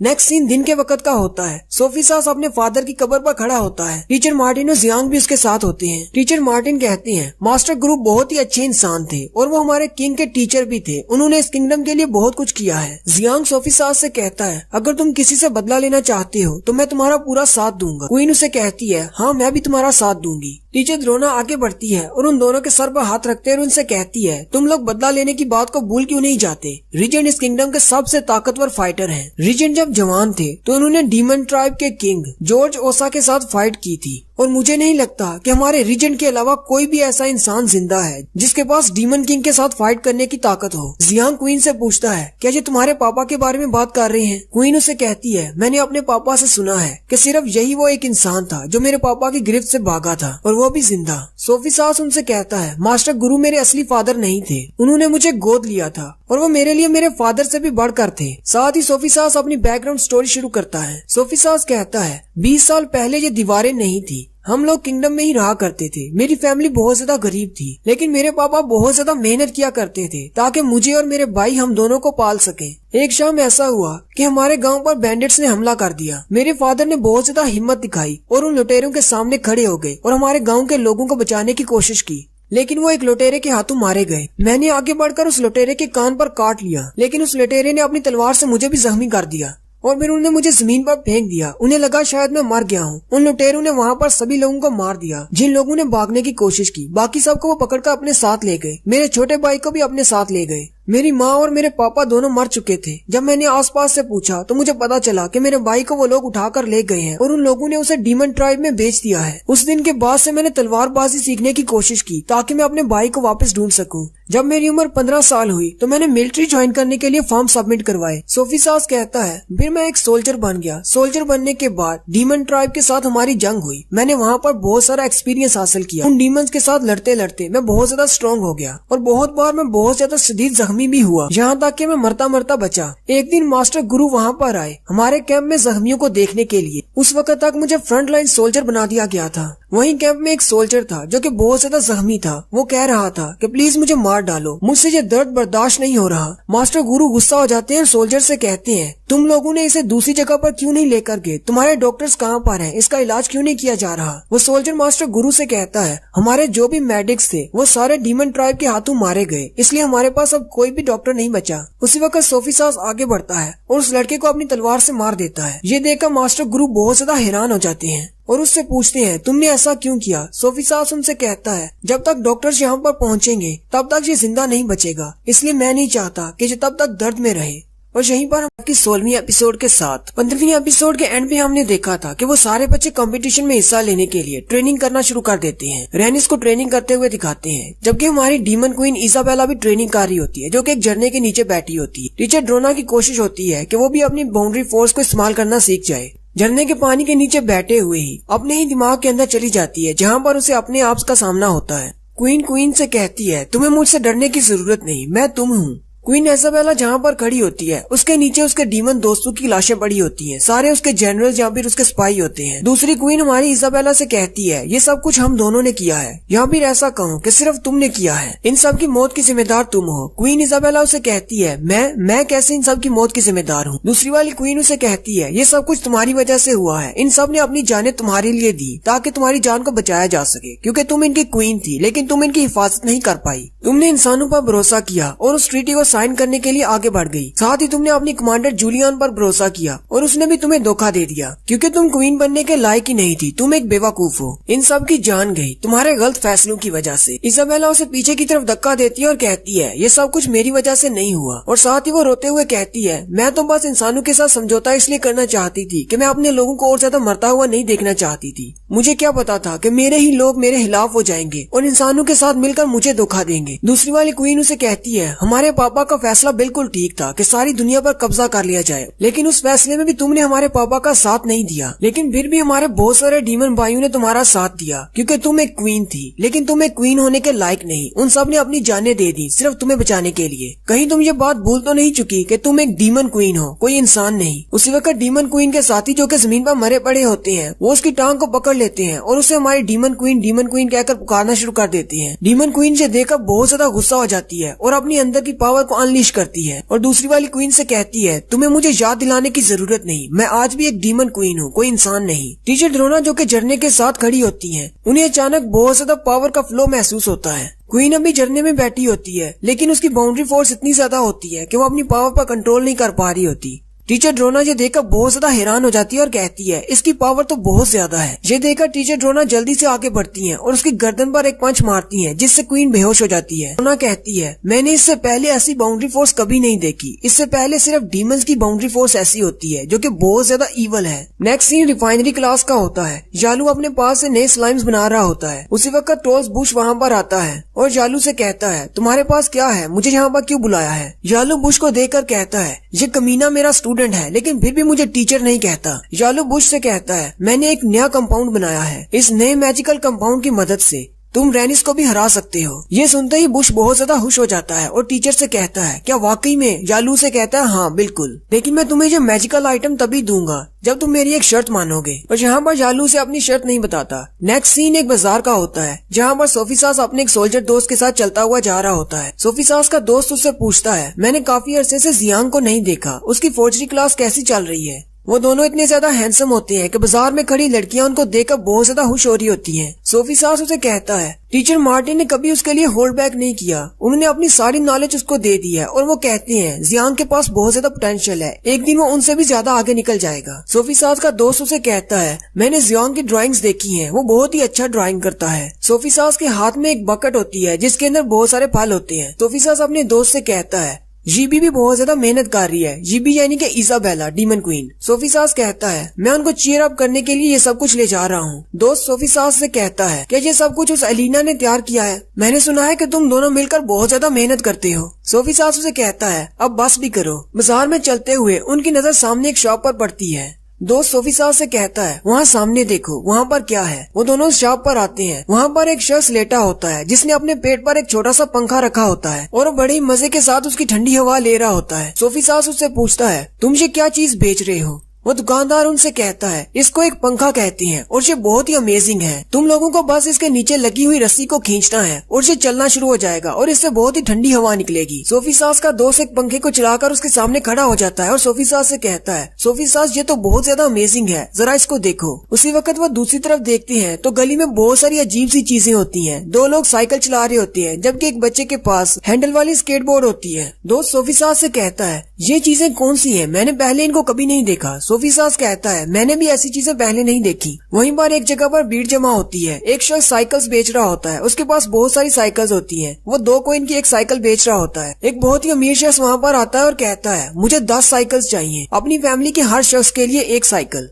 दोस्त सोफी सास से कहता है आज तो बाजार में बहुत ज्यादा रश लगा हुआ है। उन्हीं के पास एक मैजिक क्लास का स्टूडेंट खड़ा होता है जिसके पास अपनी छड़ी होती है। वो रोता हुआ कहता है मैं अभी तक मैजिक ही क्यों सीख रहा हूँ। वो अपनी छड़ी तोड़कर आगे भाग जाता है और कहता है मुझे भी एक साइकिल खरीदनी है। उसी वक्त सोफी सास के कान में आवाज पड़ती है। एक शख्स टीचर ड्रोना और टीचर वेटली को बेच रहा होता है। वो कह रहा होता है जल्दी से यहाँ पर आए, 2 बार एक फ्री मिल रही है। सोफी सास को ये सुनकर गुस्सा आ जाता है और कहता है ऐसा कौन सा शख्स है जो कि हमारी स्कूल की टीचर्स को बेच रहा है। वो दोनों जैसे आगे बढ़ते हैं तो एक दुकान के गेट बहुत ज्यादा रश लगा होता है। वहाँ पर टीचर वेटली और टीचर ड्रोना के पुतले पड़े होते हैं जो कि बिकनी में होते हैं। वो शख्स लोगों से कह रहा होता है एक पुतले के 2 कॉइन, अगर 2 पुतले लोगे तो 3 कॉइन के मिलेंगे। वहाँ छोटे पुतलों के पीछे 2 बड़े पुतले होते हैं जो कि पहली बार जियांग ने बनाए थे। एक मोटा सा टर्की आदमी कहता है, तुम्हारे पीछे जो बड़े पुतले पड़े हुए हैं वो कितने के दोगे? दुकानदार उस शख्स से कहता है, हमारे बॉस ने कहा है कि ये बिल्कुल ओरिजिनल के साइज के हैं, इसलिए ये एक पुतला 2000 कॉइन का मिलेगा।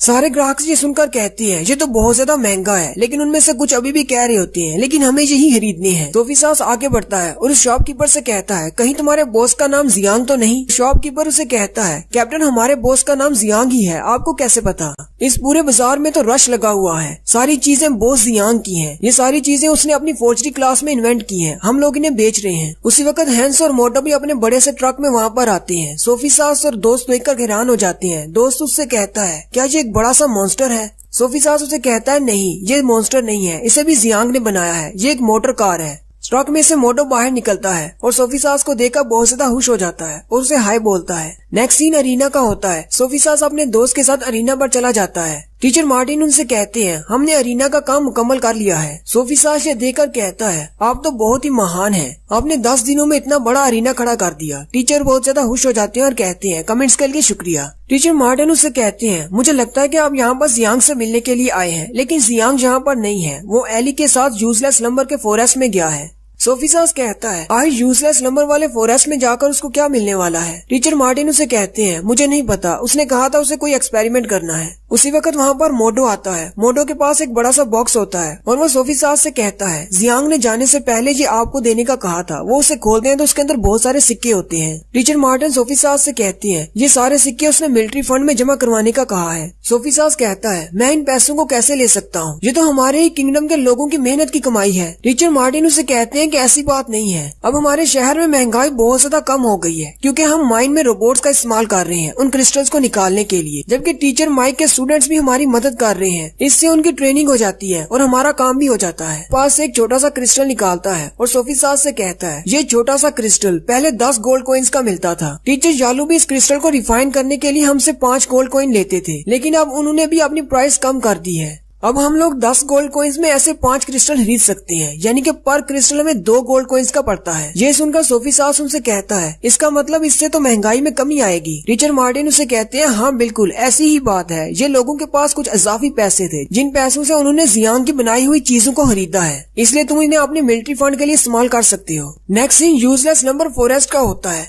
एली और जियांग वहाँ पर पहुँच जाते हैं। वहाँ पर काले रंग के बहुत सारे बड़े बड़े दरख्त होते हैं जिनके ऊपर ना तो पत्ते होते हैं और ना ही किसी किस्म का कोई फल होता है। जियांग आगे बढ़ता है और एक दरख्त को हाथ लगाकर कहता है, ये तो बिल्कुल भी दरख्त जैसा नहीं लगता। उसी वक्त वो अपना बैग नीचे उतारता है और उसे खोलकर उसमें से कुछ आइटम्स निकालता है और कहता है, इसे टेस्ट करते हैं, क्या ये वाकई में कोई मैजिकल दरख्त है या फिर नहीं। उसने अपने बैग में बहुत सारे कागज के टुकड़े रखे होते हैं। ये एक नई टेक्निक होती है जो कि हैंस ने उसको सिखाई है। उसने उन कागज के टुकड़ों के ऊपर पत्थरों की तस्वीरें बनाई होती है। वो उनमें से एक स्क्रोल को खोलता है और उसमें से पत्थर को बाहर निकाल लेता है। फिर वो अपना पेन निकालता है और उस पत्थर के ऊपर एक तस्वीर बनाता है जो कि चेनसा की होती है। वो फायर रेड क्रिस्टल को इस्तेमाल करते हुए एक चेनसा बनाता है, फिर उसके साथ इलेक्ट्रिक क्रिस्टल को इस्तेमाल करते हुए उस चेनसा को पावर देता है। एली उसे कहता है, तुम्हारा तरीका तो बहुत ज्यादा अच्छा है, पेपर पर पत्थरों को पहले से स्टोर करके रखना और जैसे ही उनकी जरूरत पड़ेगी उनको निकाल कर उनको इस्तेमाल कर लेना। जियांग उसे कहता है, ये मुझे एक सीनियर स्टूडेंट ने सिखाया है, ये बहुत ही अच्छा तरीका है। फिर जियांग वो चेनसा एली को देता है और कहता है, अब ये तुम पर है, जल्दी से इस दरख्त को काटो।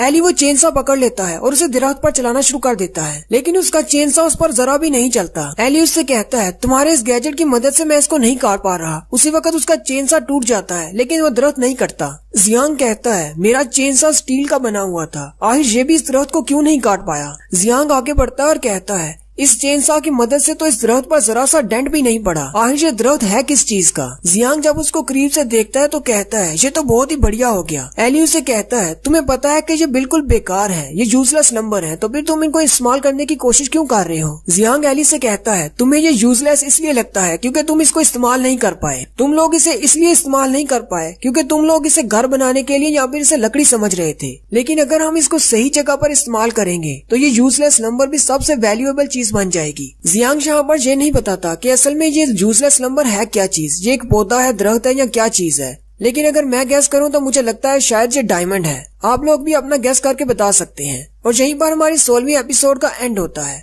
एक्सप्लेनेशन अच्छी लगी हो तो कमेंट करके जरूर बताएं। चैनल को सब्सक्राइब कर दें, वीडियो को लाइक और शेयर कर दें। शुक्रिया। हेलो गाइस, कैसे हैं आप सब लोग। माय डीमन वाइफ की 15वीं एपिसोड के साथ हाजिर हूँ। लास्ट एपिसोड में सोफी सास की स्टोरी चल रही होती है। कैंप में मास्टर गुरु आते हैं। वहीं पर एक जख्मी सिपाही होता है। सोफी सास आगे बढ़ता है और उसको मार देता है और मास्टर गुरु से कहता है जब तक डॉक्टर्स यहाँ पर पहुँचेंगे तब तक ये नहीं बचेगा, इसलिए मैं इसे दर्द से आजाद कर रहा हूँ। मास्टर गुरु सोफी सास से कहते हैं तुम्हारी आर्मी के वो बच्चे हीरो तुम ही हो जिसने डीमन आर्मी के एक लीडर को मारा था। सोफी सास खड़ा हो जाता है और मास्टर गुरु से कहता है मैं कोई हीरो नहीं हूँ, लेकिन आप लोग मुझे एम्पायर का एक्सिक्यूशनर कह सकते हैं। मास्टर गुरु के साथ खड़ा सोल्जर सोफी सास पर गुस्सा करता है। मास्टर गुरु से रोक देते हैं और कहते हैं इसे बोलने दो। मास्टर गुरु सोफी सास से कहते हैं अगर तुम्हें फाइटिंग पसंद नहीं है तो तुमने आर्मी क्यों ज्वाइन की। सोफी सास मास्टर गुरु से कहता है मेरे छोटे भाई को डीमन क्लैन में बेच दिया गया, इसलिए मैंने आर्मी ज्वाइन की ताकि मैं डीमन क्लैन वालों को हरा सकूं और अपने भाई को दोबारा हासिल कर लूं।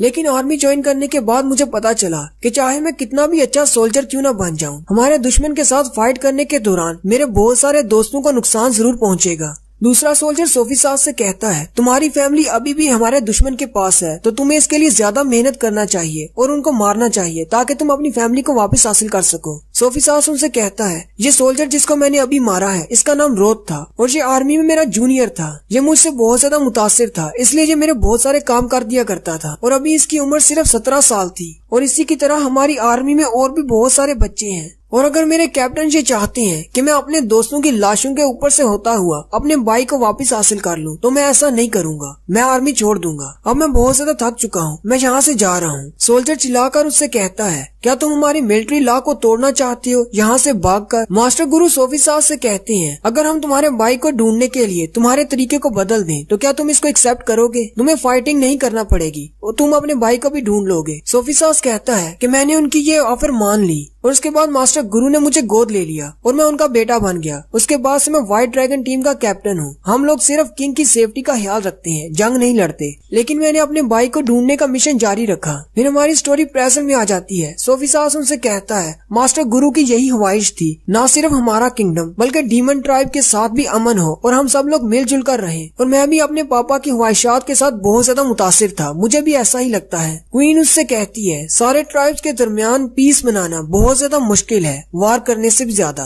नेक्स्ट सीन में रीजन को दिखाते हैं जो कि अपनी बड़ी सी चेयर पर बैठे होते हैं जिसके ऊपर एक शेर की खाल होती है और वो शेर के सर पर अपना पैर रखकर बैठे होते हैं। रीजन के पास एक लड़की आती है जिसके पास एक थैली होती है और वो रीजन को सारी बात बताती है कि वहाँ पर क्या हुआ। वो लड़की रीजन को अपना रॉयल फादर कह रही होती है। रीजन उससे कहते हैं क्या तुम वो चीज लेकर आई हो जिसका मैंने तुमसे कहा था। वो लड़की अपनी थैली को जमीन पर फेंक देती है, उसमें से 3-4 सर निकलते हैं। रीजन ये देखकर खुश हो जाते हैं और कहते हैं मास्टर गुरु मैंने आपसे कहा भी था कि मेरे साथ मिल जाओ, अगर आप मेरे तरीके से नहीं चलेंगे तो मुझे तो आपके पर काटने पड़ेंगे। रीजेंट उससे कहते हैं इसके अलावा मैंने तुम्हारा एडमिशन स्कूल में करवा दिया है, वो भी आर्चरी क्लास में, कल जाकर अपने टीचर से मिल लेना। वो लड़की रीजेंट से कहती है फादर लेकिन मुझे आपकी समझ नहीं आई, मुझे स्कूल में क्यों जाना है। रीजेंट अपने पास से एक पिक्चर उसकी तरफ फेंकते हैं। वो लड़की उस पिक्चर को देखती है तो उस पर जियांग की तस्वीर होती है। रीजेंट उससे कहते हैं तुम्हें किंगडम के स्पोर्ट्स फंक्शन में हिस्सा लेना है आर्चरी क्लास की तरफ से और मैं चाहता हूँ कि तुम इस लड़के पर नजर रखो। नेक्स्ट सीन रॉयल अरीना का होता है। पहले वाला अरीना जो कि तबाह हो चुका होता है, वो सारे वहाँ पर जाते हैं।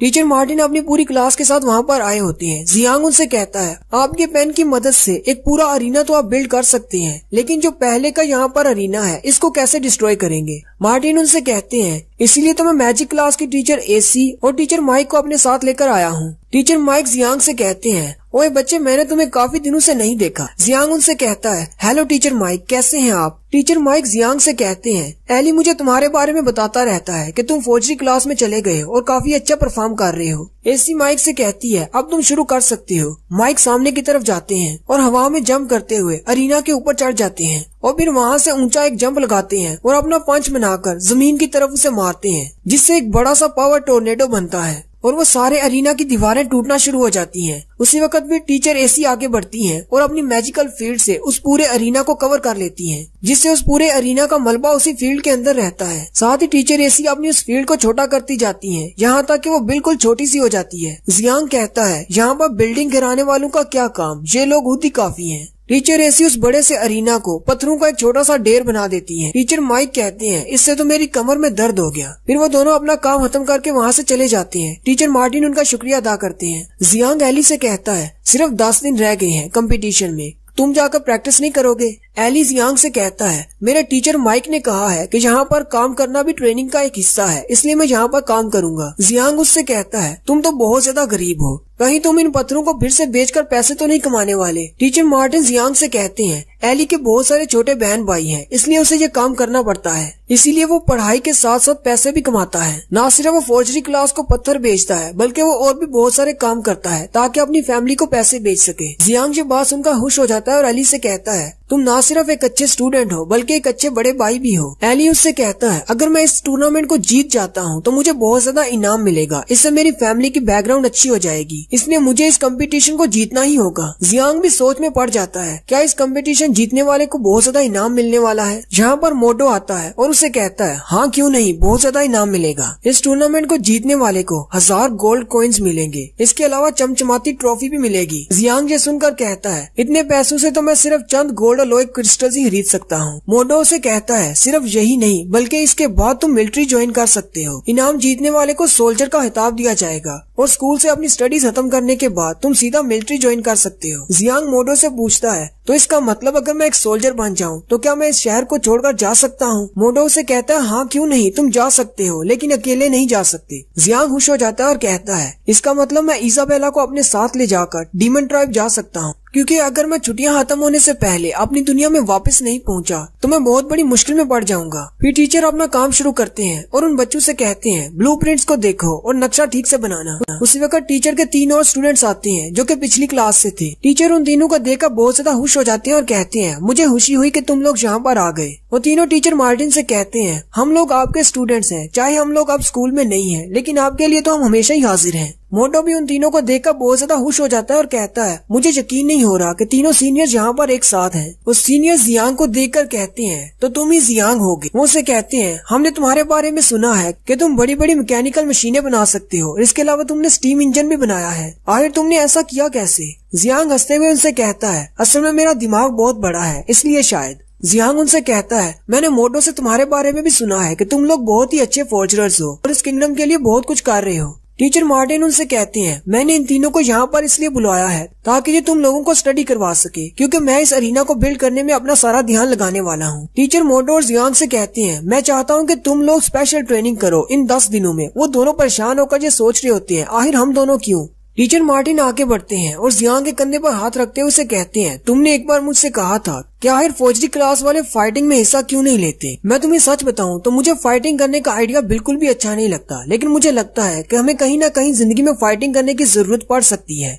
इसलिए मैं चाहता हूं कि तुम हमारी क्लास की तरफ से इस कंपटीशन में हिस्सा लो। मैं उम्मीद करता हूं कि तुम मेरी बात को समझ सकते हो। जियांग उनसे कहता है, ठीक है, मैं आपकी बात समझ गया। फिर टीचर मार्टिन सारे बच्चों से कहते हैं, मैं तुम्हें अपने 3 मशहूर स्टूडेंट से मिलवाता हूँ। ये तीनों स्टूडेंट्स मेरे सबसे बेहतरीन स्टूडेंट्स हैं। आज से 10 दिन तक यही तुम्हें पढ़ाएंगे और तुम्हारी फोर्जरी टेक्निक्स को बेहतर करेंगे। सबसे पहले मार्टिन उन्हें हैंस के बारे में बताते हैं। वो उन्हें कहते हैं कि ये हमारे किंगडम का सबसे बेहतरीन आर्किटेक्ट है और ये मेरा स्टूडेंट रह चुका है और रॉयल पैलेस में भी इसकी बहुत ज्यादा डिमांड है। दूसरे नंबर पर जो स्टूडेंट होता है उसका नाम मोहन होता है। टीचर उन्हें बताते हैं, ये हमारा वेपन स्पेशलिस्ट है, आर्मी के लिए यही वेपन डिजाइन करता है। और तीसरे नंबर पर उसका नाम होता है काइसर और वो इस किंगडम के लिए कपड़ों को डिजाइन करता है। अब मैंने तुम सब बच्चों को इनके नाम बता दिए हैं, अब तुम लोग के साथ अच्छे से पेश आना, यही तुम लोगों के नए टीचर होंगे, सिर्फ अगले 10 दिन के लिए। हैंस उनसे कहता है, पिछले जितने भी टूर्नामेंट्स हुए हैं हमारी क्लास कभी भी उसमें आगे नहीं जा पाई, लेकिन मुझे लगता है कि इस बार तुम लोग कुछ न कुछ जरूर करोगे। टीचर मार्टिन बच्चों से कहते हैं, हर क्लास अपने 5 स्टूडेंट्स को टूर्नामेंट में भेजेगी। हम लोगों को वो टूर्नामेंट जीतना नहीं है, क्योंकि हम लोग जीत नहीं सकते, लेकिन हम लोग अच्छे स्कोर्स बना सकते हैं और बता सकते हैं कि हम लोग भी किसी से कम नहीं। जबकि एली उन पत्थरों पर एक बड़ा सा पत्थर उठाकर खड़ा होता है और उनसे कहता है, सब लोग अपना बेस्ट देना, मैं भी अपना बेस्ट देने वाला हूँ। Next scene magic class training ground का होता है, जहाँ पर रेनिस ट्रेनिंग कर रहा होता है। उसके सामने 4-5 डीमंस होते हैं और वो अपनी मैजिकल पावर से उन्हें हरा रहा होता है। वो सारे डीमन स्टैचूज होते हैं। रेनिस अपनी पावर का इस्तेमाल करते हुए उन सारे स्टैचूज को तोड़ देता है। रेनिस के पास बहुत सारी मैजिकल पावर्स होती हैं, जिनमें फायर और इलेक्ट्रिसिटी शामिल है।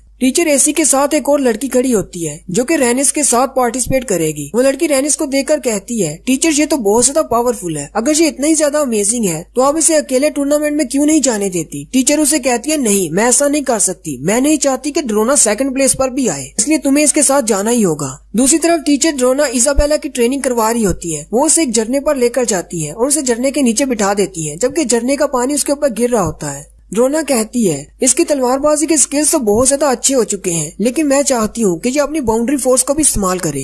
क्वीन उस झरने के नीचे अपनी आंखें बंद करके ध्यान लगाने की पोजीशन में बैठी होती है और उसी वक्त वो अपने दिमाग के अंदर एक ऐसी जगह पर चली जाती है जहाँ पर वो एक पहाड़ी के ऊपर खड़ी होती है। नीचे बहुत सारे डीमंस होते हैं जो कि मर चुके होते हैं। क्वीन उनको देखकर बहुत ज्यादा हैरान हो जाती है और कहती है, ये सारे तो मेरे डीमन जनरल्स हैं, इन सब के साथ ये सब कुछ किसने किया। उसी वक्त पीछे से एक और क्वीन निकलती है और उसे कहती है, तुम्हें मुझसे डरने की जरूरत नहीं। माय डीमन वाइफ की 17वीं एपिसोड के साथ हाजिर हूँ और आज की एपिसोड बहुत ज्यादा मजेदार होने वाली है। एपिसोड की शुरुआत होती है फाइटिंग अरीना से, जहाँ पर बॉम्बू बज रहे होते हैं क्योंकि आज ही इस कंपटीशन का आगाज होने वाला है। पूरे किंगडम की जनता वहाँ पर जमा होती है सारे कंपटीशन को देखने के लिए। किंग का तख्त भी सजा दिया जाता है और किंग भी वहाँ पर आ जाते हैं। जैसे ही किंग उस बड़े से स्टेडियम में दाखिल होते हैं, सारे लोग खड़े होकर उनका इस्तकबाल करते हैं। किंग जाकर अपनी कुर्सी पर बैठ जाते हैं और उन्हें कंपटीशन स्टार्ट करने का इशारा देते हैं। इस सारे टूर्नामेंट को मैनेज करना या फिर इसके अनाउंसमेंट करने के लिए सोफी सास होता है। सोफी सास कहता है, हम लोग इस टूर्नामेंट को स्टार्ट कर रहे हैं। साथ ही वो सारे रिप्रेजेंटेटिव्स को कहता है, जल्दी से सारी क्लासेस के बच्चे आ जाएं। अरीना में बैठे बच्चे बातें करना शुरू कर देते हैं। एक कहता है, पता नहीं इस साल कौन सी क्लास के बच्चे जीतने वाले हैं। दूसरा उसे कहता है, या तो मैजिक क्लास से होंगे या फिर तलवारबाजी की क्लास से, क्योंकि हर साल वही जीतते हैं। पीछे से एक और बच्चा बोलता है और कहता है, ऐसा नहीं हो सकता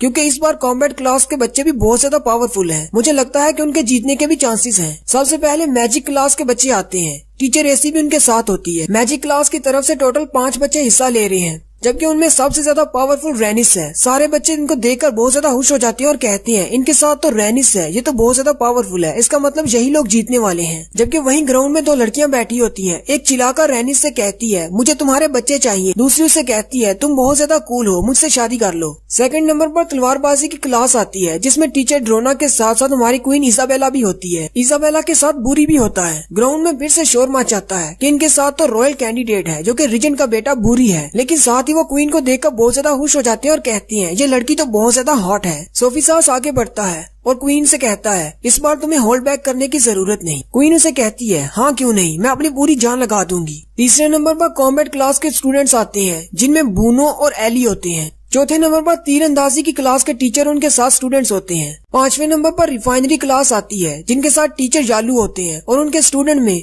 टोल्स बुश शामिल है। 6ठे नंबर पर पेस्ट्रोल क्लास के स्टूडेंट आते हैं। 7वें नंबर पर ड्रूइड क्लास के स्टूडेंट्स आते हैं, जबकि वहीं पर हमारी अपनी क्लास जो कि फोर्जरी क्लास में, जिसमें जियांग है। मोडो बहुत ज्यादा डर रहा होता है। जियांग मोडो से कहता है, तुम्हें जरा भी घबराने की जरूरत नहीं, मैं तुम्हारे साथ हूँ, हमें अपना बेस्ट देना है। फोर्जरी क्लास में सारे स्टूडेंट्स में सिर्फ जियांग ही होता है जो कि सबसे ज्यादा खुश होता है, जबकि बाकी सब के चेहरे लटके होते हैं। उसी वक्त 8वीं क्लास के बच्चों को बुलाया जाता है, जो कि शेफ की क्लास है। शेफ की क्लास से सिर्फ एक ही कुक हिस्सा ले रहा होता है। जियांग उनकी तरफ देखता है और कहता है, ये सिर्फ एक ही बच्चे को लेकर क्यों आए हैं। वहीं ग्राउंड में बाकी के सारे शेफ खड़े होते हैं और उसे चिल्लाकर कह रहे होते हैं, तुम्हें अपना बेस्ट देना है। वहीं पर ग्राउंड में बैठे बच्चे बातें करना शुरू कर देते हैं और कहते हैं, कहीं ये कुक पागल तो नहीं हो गए, इस सारे मुकाबले में कुक्स का क्या काम है। आखिर एक शेफ इन सब का मुकाबला कैसे कर सकता है, और ये ऊपर से सिर्फ एक ही बच्चे को लेकर आए हैं। वहीं पर 7 ड्रूइड क्लास के बच्चे खड़े होते हैं और कहते हैं, एक शेफ हमारा मुकाबला कैसे करेगा, अपने फ्राइंग पैन के साथ या फिर हमें उबले हुए अंडे मारेगा। शेफ क्लास का स्टूडेंट जिसका नाम निया निया होता है, वो उनकी बात सुनकर बहुत ज्यादा गुस्सा हो जाता है। शेफ क्लास के टीचर निया निया से कहते हैं, तुम्हें रिलैक्स रहना होगा, तुम्हें पता है ना कि चूल्हे की आंच को बढ़ा दिया जाए तो खाना जल जाता है, इसी तरह तुम्हें अपने गुस्से की आंच को भी धीमा रखना है। उसका नाम सुनकर ड्रूइड क्लास के बच्चे और भी ज्यादा हंसना शुरू कर देते हैं और कहते हैं, इसकी बॉडी देखो, ये कितना बड़ा है, लेकिन इसका नाम बिल्कुल लड़कियों जैसा है, निया निया, जैसे कोई छोटी सी बच्ची हो। निया निया को उनकी बात सुनकर और भी ज्यादा गुस्सा आता है। लेकिन उसी वक्त हमारी 9th क्लास जो कि फोर्जरी क्लास है, वो भी अरीना में दाखिल होती है। जियांग मोडो से कहता है, हमें अपना बेस्ट देना होगा। देखो वहाँ पर शेफ क्लास वाले भी हिस्सा ले रहे हैं। वो लोग जैसे ही अरीना में दाखिल होते हैं, उनके लिए कोई भी चीयर नहीं करता। जियांग के अलावा बाकी सब नर्वस हो जाते हैं। जियांग उनसे कहता है, तुम सबको क्या हो गया। मोडो जियांग से कहता है, क्योंकि हम लोग हर बार इस टूर्नामेंट में हिस्सा लेते हैं, लेकिन हम लोग हर बार ही लास्ट पर आते हैं, इसलिए हम लोगों को यहाँ पर कोई भी नहीं देखना चाहता। जियांग हंसते हुए उनसे कहता है, इसका इसका मतलब हमें उन्हें दिखाना होगा कि हम लोग भी कुछ कर सकते हैं। इस तरह हमारी 9 की 9 क्लासें वहाँ पर जमा हो जाती हैं। सोफी सास उन सबको वेलकम करता है। सोफी सास उनसे कहता है, तुम में से जितने भी स्टूडेंट सबसे बेहतरीन परफॉर्मेंस देंगे उन्हें मिलिट्री ज्वाइन करने का मौका मिलेगा, वो भी टेस्ट दिए बिना। इसके अलावा तुम्हें रॉयल कप दिया जाएगा जो कि हमारे किंग देंगे। हम लोग उम्मीद करते हैं कि तुम लोग अपना बेस्ट दोगे और अपने सारे स्किल्स और एबिलिटीज को इस्तेमाल करोगे। फिर साथ ही सोफी सास उन्हें टूर्नामेंट के बारे में बताता है और कहता है, ये टूर्नामेंट 5 दिन तक चलेगा और इस टूर्नामेंट के 2 हिस्से हैं। पहले हिस्से में आप लोगों को क्रॉस कंट्री रेस करनी है। ये रेस 5 अलग अलग जगहों से होकर गुजरेगी और तुम लोगों को वापस इसी कंट्री में आना है और इस रेस के लिए तुम्हारे पास सिर्फ 1 दिन है। रेस जिन 5 जगहों से होकर गुजरेगी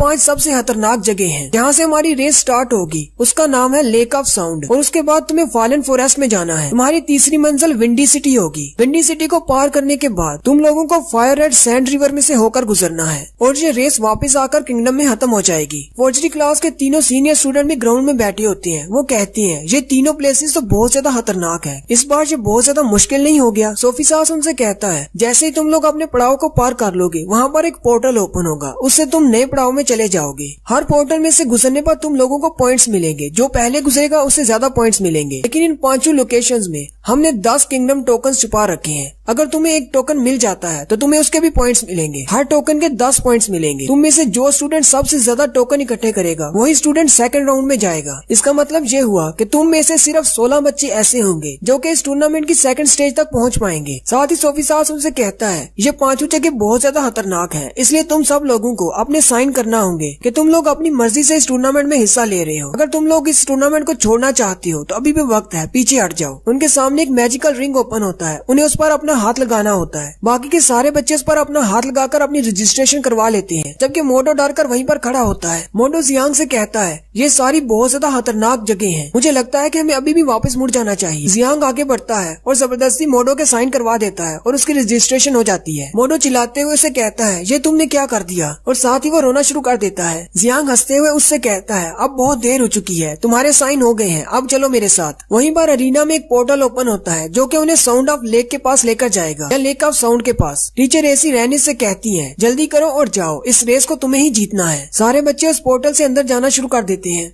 टीचर ड्रोना जीबी यानी कि इजाबेला से कहती है, तुम्हें अपनी बाउंड्री फोर्स पर भी ध्यान देना होगा, अपना कंट्रोल मत खोने देना। क्वीन उससे कहती है, ठीक है, मैं ध्यान रखूंगी। बाकी सारी क्लासेस के बच्चे चले जाते हैं जबकि सिर्फ फौजी क्लास वाले वहाँ पर रह जाते हैं। जियांग मोडो को खींच रहा होता है लेकिन मोडो जाने को तैयार नहीं होता। वो रो रहा होता है और कहता है, मुझे नहीं जाना। मोडो रोता हुआ टीचर मार्टिन की बाजू पकड़ लेता है और उनसे कहता है, अगर मैं वहाँ पर मर गया तो मेरी माँ का ख्याल रखना। जबकि जियांग उसकी टांगे पकड़कर खींच रहा होता है और उसे कहता है, तुम्हें डरने की क्या जरूरत है, तुम्हारे पास मैं जो हूँ। फौजी क्लास से भी 5 बच्चे हिस्सा ले रहे हैं। वो मोडो को उठा लेते हैं। मोडो अभी भी रोता हुआ टीचर से कह रहा होता है, प्लीज मेरी माँ का ख्याल रखना। फिर वो लोग भी पोर्टल से अंदर चले जाते हैं।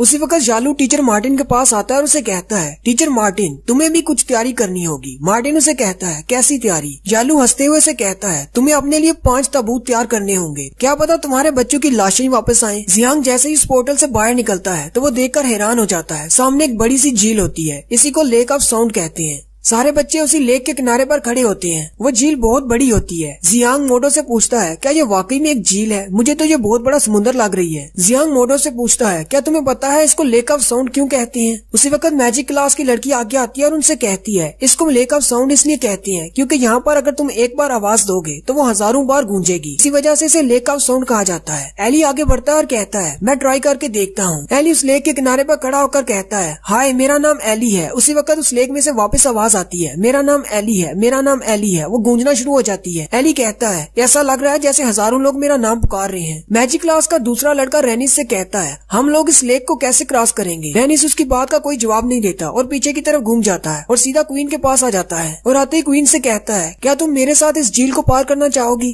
क्वीन भी उसके पास से दूसरी तरफ घूम जाती है और कहती है, नहीं, और जाकर जियांग का बाजू पकड़ लेती है और कहती है, नहीं, मैं तुम्हारे साथ नहीं जाऊंगी, मैं अपने हस्बैंड के साथ इस झील को पार करूंगी। साथ ही क्वीन उससे पूछती है, जियांग, क्या तुम्हारे पास कोई आइडिया है? जियांग हंसते हुए कहता है, हाँ, मेरे पास एक आइडिया है। ऐसे भी मुझे ऐसे लोग जरा भी पसंद नहीं जो कि शादीशुदा औरतों के पीछे ही पड़ जाते हैं। ये सुनकर रेनिस को बहुत ज्यादा गुस्सा आता है और वो फिर से झील के किनारे की तरफ चल पड़ता है और अपनी मैजिकल पावर से जमीन का एक टुकड़ा ऊपर की तरफ उठाता है, जिसके ऊपर वो खड़ा हो जाता है और वो उड़ता हुआ उस झील को पार कर जाता है। रेनिस के वहाँ से जाने के बाद एली भी बहुत पुरजोश हो जाता है और अपनी क्लास वालों से कहता है, चलो दोस्तों हम लोग भी चलते हैं। एली कहता है कि मैं पहले जाता हूँ। एली पानी के अंदर छलांग लगा देता है और तैरना शुरू कर देता है, जबकि बूनो वहीं पर खड़ा होता है और कहता है, ये तो बिल्कुल इडियट है। निया भी उसके पास आता है और वो भी पानी के अंदर छलांग लगा देता है। बुरी बूनो से कहता है, यार तुम्हारी क्लास में तो सारे पागल और बेवकूफ है। उसी वक्त बुरी बुश से कहता है, चलो देखते हैं तुम क्या कर सकते हो। बुश अपने पास से टीचर शालू का दिया हुआ नया स्लाइम इस्तेमाल करता है और एक बड़ा सा गोल दायरा बनाता है। वो एक किस्म का बबल सा होता है और वो सारे उसके अंदर कवर हो जाते हैं और पानी के ऊपर तैरना शुरू कर देते हैं, जबकि आर्चरी क्लास और ड्रूइड क्लास वाले हाथ मिला लेते हैं। ड्रूइड क्लास वाले अपने पास एक मैजिकल पोशन निकालते हैं, जिससे वो पानी के बड़े टुकड़े को बर्फ बना लेते हैं और उसके ऊपर चढ़ जाते हैं। वो बर्फ का टुकड़ा पानी के ऊपर तैरना शुरू कर देता है। उसी वक्त पेस्टोरल क्लास वाले उनके पास आते हैं और उनसे कहते हैं, हमें भी अपने साथ ले लो। ड्रूइड क्लास वाले उनसे कहते हैं, क्या तुम्हें नजर नहीं आता हमारे साथ पहले ही बहुत सारे लोग हैं, ये बर्फ तुम्हारा वजन नहीं उठा सकती।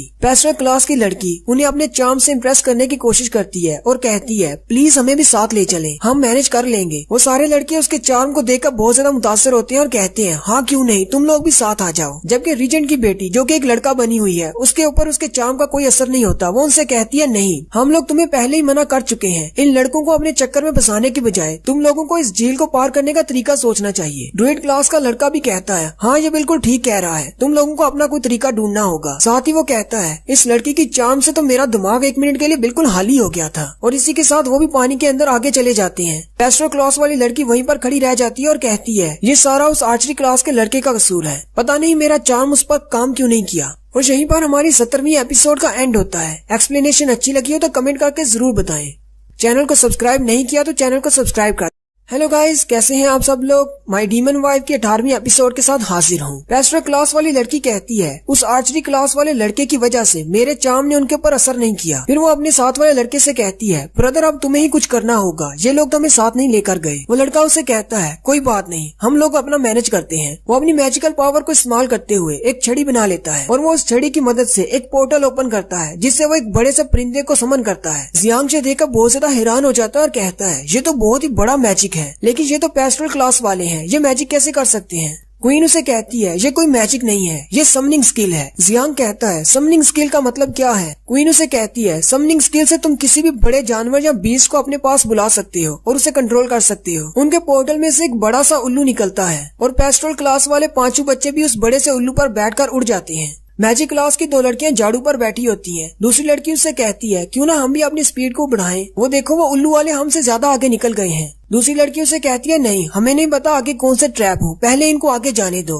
अब मैजिक क्लास के सिर्फ 2 ही बच्चे पीछे बचे हैं। एक वो सुरख बालों वाली लड़की और दूसरा वो ग्रीन बालों वाला लड़का जो कि एक बड़ी सी बिल्ली पर बैठा हुआ है। वो लड़का अपनी बड़ी सी बिल्ली को कहता है, चलो हम भी चलते हैं। उसकी बिल्ली का नाम जनरल होता है। वो जनरल से कहता है, चलो पानी के अंदर चलते हैं। जनरल उसे कहता है, नहीं मुझे पानी के अंदर नहीं जाना। वो लड़का जनरल से कहता है, अगर तुम पानी के अंदर स्विम नहीं करोगे तो हम दोनों पार कैसे जाएंगे। जनरल उसे कहता है, ये तो तुम्हारा मसला है कि तुम इस झील को कैसे पार करते हो। वो लड़का उसे कहता है, तो इसका मतलब तुम स्विम नहीं करना चाहते। जनरल उसे कहता है, मैंने तुमसे कब कहा था कि मैं पानी के अंदर स्विमिंग कर सकता हूँ। मैं बस एक बड़ा सा बिल्ला हूँ, मैं पानी के अंदर स्विम नहीं कर सकता। वो लड़का ये सुनते ही चिल्लाना शुरू कर देता है और कहता है, इसका मतलब मैं पहले राउंड में ही एलिमिनेट होने वाला हूँ। जियांग जमीन पर बैठा होता है। मैजिक क्लास की सुरख बालों वाली लड़की उसके पास चली जाती है और जाते ही जियांग से कहती है, हम लोग इस लेक को कैसे क्रॉस करने वाले हैं। जियांग अपने पास एक पेपर निकालता है और उनसे कहता है, हमें ना तो मैजिक आता है और ना ही समनिंग स्किल्स आती हैं, इसलिए हमें अपने टूल्स का इस्तेमाल करना होगा। जियांग उनसे कहता है, प्लीज थोड़ा सा पीछे हट जाओ। वो सब लोग थोड़ा थोड़ा पीछे हो जाते हैं। जियांग अपने पेपर में से एक बड़ा सा पत्थर निकालता है। सुरख बालों वाली लड़की जो देखकर हैरान हो जाती है और कहती है, इसने इतने महंगे पेपर को इस्तेमाल किया, वो भी सिर्फ एक मिट्टी का टुकड़ा मंगवाने के लिए। जियांग उस पत्थर के सामने खड़ा हो जाता है और कहता है, अब मुझे कौन सी शिप बनानी चाहिए। मोटो आगे बढ़ता है और जियांग से कहता है, मुझे लगता है कि हमें मार्क 3 बनानी चाहिए। जियांग उसे कहता है, अच्छा ठीक है चलो बनाते हैं। जियांग आगे बढ़ता है और अपने फायर रेड क्रिस्टल से उस बड़े से पत्थर को टच करता है, जिससे एक बड़ी सी बोट बन जाती है। ये देखकर वो सुरख बालों वाली लड़की बहुत ज्यादा खुश हो जाती है और कहती है, ये तो बहुत ही अजीब सी बोट है, लेकिन मुझे एक चीज की समझ नहीं आई। तुम अपने स्क्रोल में पत्थर क्यों लेकर आए? तुम अपने स्क्रोल पर इस शिप को भी तो बनाकर रख सकते थे, डायरेक्टली इसको बाहर निकाल लेते। जियांग उसे कहता है कि ऐसा नहीं हो सकता, हम लोग पहले मटेरियल्स पर पिक्चर्स बनाते हैं, हम लोगों ने पहले से बहुत सारे स्केच बनाकर रखे हुए हैं, हम लोग डायरेक्टली मटेरियल्स को अपने स्क्रोल्स के अंदर नहीं रख सकते। मुझे बस इस मिट्टी के टुकड़े को अपने पेन के साथ टच करते हुए यह सोचना होता है कि इस चीज को कैसे बनाना है और इसका इंटीरियल्स कैसे होंगे, इसके अंदर मशीनरी कैसी होगी, उसके बाद वो चीज बन जाती है। वो लड़की जियांग के सर पर हाथ रखती है और उसे कहती है, अच्छा तो तुम्हारे पास और कौन कौन सी शिप्स हैं? जियांग साथ ही शर्माना शुरू कर देता है और उसे सारी कहानी बता देता है। वो उसे कहता है कि हम लोगों ने इस कंपटीशन से पहले ही बहुत सारी शिप्स के नक्शे बनाए थे। भी मजीद उसे डिटेल बताने वाला होता है कि मोटो आगे बढ़ता है और जियांग से कहता है, तुम इसे हमारी सारी बातें क्यों बता रहे हो? क्या तुम्हें याद नहीं कि हम एक कंपटीशन के दौरान है और ये हमारी एक ओपोनेंट है? जियांग उससे कहता है, इस बात से कोई फर्क नहीं पड़ता, ये क्या कुछ कर लेगी। मोटो उसे कहता है, अच्छा ठीक है, तुम इसे अपने बारे में सब कुछ बता सकते हो, लेकिन जरा जीबी की तरफ तो देखो।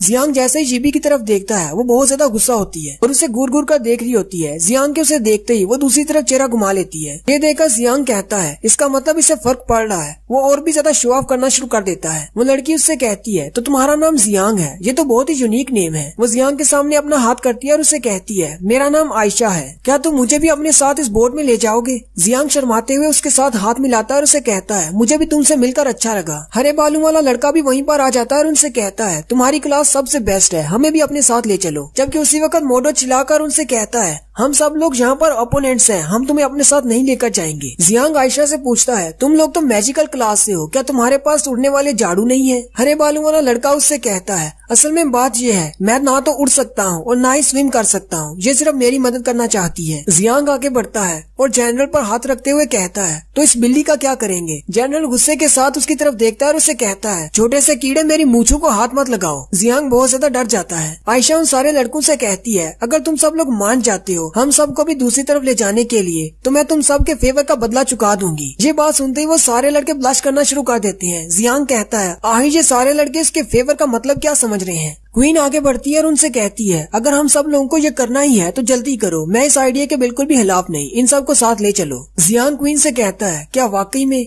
क्वीन शर्माते हुए उसे कहती है, हाँ मुझे इस बात से जरा भी फर्क नहीं पड़ता। जियांग उनसे कहता है, अगर ऐसी बात है तो चलो सब लोग इस शिप पर चढ़ जाओ। वो लोग अपनी शिप में बैठने वाले होते हैं। उसी वक्त दिखाते हैं कि एक बड़ा सा पंछी ऊपर उड़ रहा होता है और वो इन सबको देख रहा होता है और उसी की आंखों के जरिए से दूसरी तरफ अरीना के अंदर सारे बच्चे ये सब कुछ लाइव देख रहे होते हैं। हैंस देखकर कहता है, आयशा हमारी क्लास वाले इतने ज्यादा लेट क्यों है, ये अभी तक झील के पार क्यों नहीं गए? जबकि टीचर मार्टिन ये बात सोच रही होती है कि यालू की उस बात का क्या मतलब था, मुझे उसकी बात ने बहुत ज्यादा परेशान कर दिया है। नेक्स्ट सीन फिर से हमारे टूर्नामेंट का होता है। आर्चरी क्लास और ड्रूइड क्लास वाले अपने बर्फ के टुकड़े पर आहिस्ता आहिस्ता जा रहे होते हैं और कहते हैं, हमें तो बहुत ज्यादा टाइम लग रहा है, मुझे नहीं लगा था कि इतना ज्यादा टाइम लगेगा। रीजेंट की बेटी उनसे कहती है, टेंशन मत लो, हम लोग अगले राउंड में इनसे आगे निकल जाएंगे। उसी वक्त तो पीछे की तरफ देखते हैं और कहती हैं, आखिर ये पीछे से क्या आ रहा है? उसी वक्त जियांग की मोटर बोट उनके पास से शू करके गुजर जाती है। जियांग उनकी तरफ देखता है और उनसे कहता है, हम लोग तुमसे पहले वहाँ पहुँचेंगे। उनकी बोट के वहाँ से गुजरने की वजह से वो सारे उस बर्फ के टुकड़े पर गिर जाते हैं और कहती है, ये लोग तो फोर्जिंग क्लास वाले हैं। और यहीं पर एक और मिस्टेक क्लियर कर दूं, वो जिस लड़के को मैं रीजेंट की बेटी कह रहा था वो रीजेंट की बेटी नहीं है। रीजेंट की बेटी उसके साथ होती है जिसने हुड पहनी हुई है। वो भी अपनी हुड उतारती है और उनको पास से गुजरते हुए देखती है। जबकि दूसरी तरफ अरीना के अंदर उनकी ये बोर्ड देखकर पूरे अरीना में खलबली मच जाती है। वो कहती है, आखिर ये है क्या चीज, हमने इतनी तेज कश्ती पहले कभी नहीं देखी। किंग भी वो कश्ती देखकर बहुत ज्यादा खुश हो जाते हैं और सोफी सास से कहते हैं, सोफी सास जरा मेरी बात सुनो, आखिर ये स्टूडेंट जियांग तुम्हारा क्या लगता है? सोफी सास किंग से कहता है, वो मेरे लिए एक बहुत ही अच्छा दोस्त है, मैं उसे अपने छोटे भाई की तरह मानता हूँ। किंग बहुत ज्यादा खुश हो जाती है और कहती है, वो तो बहुत ही अच्छा है, फ्यूचर में वो हमारे किंगडम के बहुत ज्यादा काम आएगा। सोफी सास किंग की ये बात सुनकर बहुत ज्यादा खुश हो जाता है। रेनिस जो कि अपने मिट्टी के टुकड़े पर आराम से उड़ता हुआ जा रहा होता है, वो पीछे की तरफ देखता है। उसके पीछे एली और उसके दोस्त स्विम करते हुए आ रहे होते हैं। वो टोटल 4 लोग होते हैं। उसी वक्त एक दोस्त उसे कहता है, एली हमारा एक दोस्त गायब हो गया, पीछे देखो वो यहाँ पर नहीं है। बाकी के तीनों ये देखकर बहुत ज्यादा हैरान हो जाते हैं। रेनिस भी उनकी तरफ देखता है तो उसे भी पता चलता है कि उनमें से एक दोस्त गायब हो गया है। उसी वक्त नीचे से बड़े बड़े टेंटिकल्स निकलते हैं और रेनिस के मिट्टी के टुकड़े को तबाह कर देते हैं। रेनिस भी पानी के अंदर गिरने वाला होता है कि वो अपनी मैजिकल पावर से अपने जूतों की मदद से पानी पर चलना शुरू कर देता है। एली पानी के अंदर चला जाता है। पानी के अंदर बड़े बड़े टेंटिकल्स होते हैं। एक टेंटिकल ने उसके दोस्त को पकड़ रखा होता है। एली पानी के अंदर ही तैरता हुआ उसके पास जाता है और अपनी पावर का इस्तेमाल करते हुए उन टेंटिकल्स को तोड़ देता है और अपने दोस्त को बगल से बाहर निकाल लेता है। उसी वक्त एली को सामने 2 बड़ी बड़ी बड़ी आंखें नजर आती हैं। एली जल्दी से अपने दोस्त को ऊपर की तरफ लेकर निकल आता है और कहता है आखिर पानी के अंदर थी क्या चीज। थोड़ी ही देर के बाद एक बड़ी सी मछली बाहर निकलती है जिसके बहुत सारे टेंटिकल्स होते हैं। बुरी और उसकी क्लास वाले भी वहाँ पर पहुँच जाते हैं। बुरी कहता है तो इसका मतलब वो आ गया। बुरी को उस मछली के बारे में पता होता है। बुरी कहता है इसका नाम वॉइड किंग है और ये लेक ऑफ साउंड का प्रोटेक्टर है। बुश बुरी से कहता है चलो इसके इर्द गिर्द से घूम कर चलते हैं। जबकि वहीं पर पेस्टर क्लास का उल्लू भी ऊपर उड़ रहा होता है। वो नीचे की तरफ देखते हैं और कहते हैं ये लोग यहाँ पर फाइट में मसरूफ है, हम लोग इनसे आगे निकल जाएंगे, चलो जल्दी से इस लेवल को पार करते हैं। वॉइड किंग अपने टेंटिकल्स के साथ उन सब पर अटैक करता है जो कि पानी के अंदर होते हैं। रेनिस अपने सामने एक शील्ड बना लेता है। एली अपने दोस्तों से कहता है हमारे जख्मी दोस्त का ख्याल रखो, मैं इसको संभालता हूँ। वॉइड किंग अपने टेंटिकल्स को घुमाते हुए एक ड्रिल बना लेता है जिससे वो सीधा एली की तरफ वार करता है। एली अपनी फायर फिस्ट का इस्तेमाल करता है और उसके सारे टेंटिकल्स को तोड़ देता है। एली अपनी दोनों मुट्ठियों में क्रिस्टल इस्तेमाल कर रहा होता है। एक साइड में उसने फायर क्रिस्टल रखा होता है और दूसरे हाथ में उसने वाटर क्रिस्टल रखा होता है। वो वाटर क्रिस्टल को इस्तेमाल करते हुए एक बड़ा सा पानी का टोर्नेडो बनाता है। लेकिन एली के अटैक करने से पहले ही वॉइड किंग अपनी आवाज से एक जोरदार चीख मारता है जिससे वो सारे अपने कानों पर हाथ रख लेते हैं। एली कहता है पानी के अंदर मैं अपनी सारी एबिलिटीज को इस्तेमाल नहीं कर पा रहा और ऊपर से इसकी चीख की आवाज भी बहुत ज्यादा है। मैजिक क्लास की वो दो लड़कियां जो कि झाड़ू पर बैठी होती हैं वो भी उसी तरफ आती हैं। वो अपनी मैजिकल पावर को इस्तेमाल करते हुए इलेक्ट्रिसिटी का इस्तेमाल करती हैं और उस पर अटैक करती हैं। वो वॉइड किंग पर जैसे इलेक्ट्रिसिटी फेंकती हैं क्योंकि वो पानी के अंदर होता है, बाकी सबको भी इलेक्ट्रिसिटी लगती है। बिजली लगने की वजह से वो भी चीखना शुरू कर देते हैं। वो दोनों लड़कियां कहती हैं हमने गलती से ये सब कुछ कर दिया, हमें नहीं पता था। जबकि रेनिस अपनी मैजिकल पावर को इस्तेमाल करते हुए एक बड़ा सा वाटर होल बनाता है और वॉइड किंग से कहता है किंग का रास्ता रोकने की कोशिश मत करो। वो पानी से एक बड़ा सा टोर्नेडो बनाता है जो कि ऊपर की तरफ चला जाता है जिससे वो वॉइड किंग को पूरी तरह कवर कर लेता है। जबकि पेस्ट्रल क्लास वालों का पंछी भी उसके साथ हिट होता है। फिर साथ ही रेनिस पानी पर से उड़ता हुआ आगे बढ़ जाता है। मैजिक क्लास की लड़कियां उसे देखकर कहती हैं रेनिस तो वाकई में बहुत ज्यादा पावरफुल है और इस तरह वो वॉइड किंग को हरा देता है। और इसी के साथ हमारी 18वीं एपिसोड का एंड होता है। एक्सप्लेनेशन अच्छी लगी हो तो कमेंट करके जरूर बताएं। चैनल को सब्सक्राइब कर दें, वीडियो को लाइक और शेयर कर दें। शुक्रिया।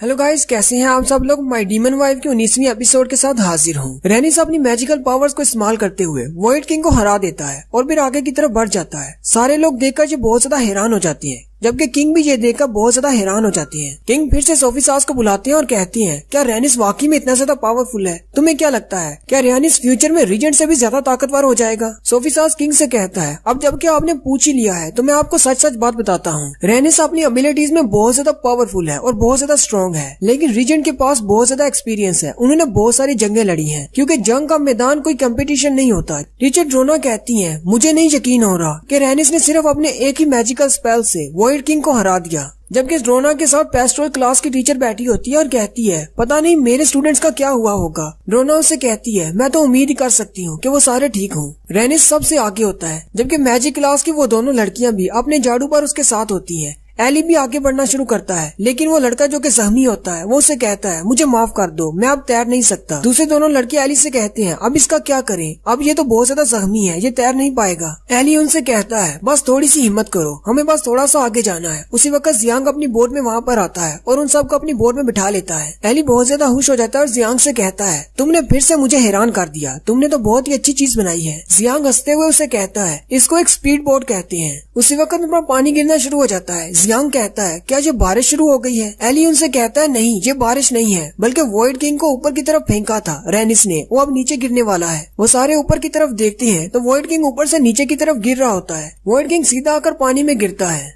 पानी में गिरते साथ ही वॉइड किंग पहले से भी ज्यादा गुस्सा हो जाता है। आयशा उनसे कहती है ये तो बिल्कुल भी अच्छा नहीं, ये अपनी सेकंड फॉर्म में चला गया है। कहानियां कहती हैं अगर ये अपनी सेकंड क्लास में चला जाए तो ये बहुत ज्यादा पावरफुल हो जाता है और अब ये कैटेगरी एस में आता है। और इस सीरीज में भी मॉन्स्टर्स को उनके पावर के हिसाब से उनकी रैंकिंग की गई है, जैसे कि वन पंच मैन में होती है। एली आयशा से कहता है ये सारा कुछ उस रेनिस की वजह से हुआ है, उसी रेनिस ने इसको बहुत ज्यादा गुस्सा दिला दिया है और अब ये सारा गुस्सा हम पर निकालेगा। आयशा उनसे कहती है मैं इसे संभालती हूँ। जियांग उसे कहता है कि ऐसा करने की जरूरत नहीं, मैंने सारा बंदोबस्त पहले से किया हुआ है। जियांग अपनी क्लास वालों से कहता है मेरी बात सुनो, अपने प्लान पर काम शुरू करो। जियांग के क्लास वालों अपने सामने लगे हुए एक एक बटन को दबाते हैं जिससे उनकी शिप के इर्द गिर्द एक कवर बन जाता है जो कि स्टील का होता है और उनकी स्पीड बोट पूरी तरह से बंद हो जाती है, बिल्कुल एक फोर्ट्रेस की तरह। और उसी में से एक खिड़की ओपन होती है जिसके अंदर से एक मशीन गन निकलती है, जबकि जियांग अंदर से बैठकर उसको कंट्रोल कर रहा होता है। एली जियांग से कहता है, हमारी शिप के इर्द गिर्द शील्ड क्यों बन गई है? क्या तुम हम लोगों को प्रोटेक्ट करने वाले हो? जियांग उसे कहता है, हाँ मैं ना सिर्फ तुम लोगों को प्रोटेक्ट करने वाला हूँ बल्कि उस पर अटैक भी करूंगा। और साथ ही वो अपनी मशीन गन को चला देता है जिसमें से गोलियां निकलती हैं और सीधी जाकर वॉइड किंग को लगती हैं। वॉइड किंग बेचारा उसकी गोलियों का सामना कर रहा होता है और साथ ही चिल्लाना शुरू कर देता है। एली खिड़की में से बाहर देख रहा होता है और कहता है, ये बोर्ड तो बहुत ज्यादा पावरफुल है। मोडो उनको बताता है, जैसे टीचर मार्टिन के पास एक स्टीम गन थी, बिल्कुल उसी का ये उल्टा है। ये एक मशीन गन है और इसको जियांग ने खुद बनाया है और ये मशीन गन 3000 गोलियां 1 मिनट में दाग सकती है। क्वीन ये सोच रही होती है, इसीलिए जियांग रात को लेट सोता है। मुझे लगता है शायद वो इसी सब की तैयारी कर रहा था।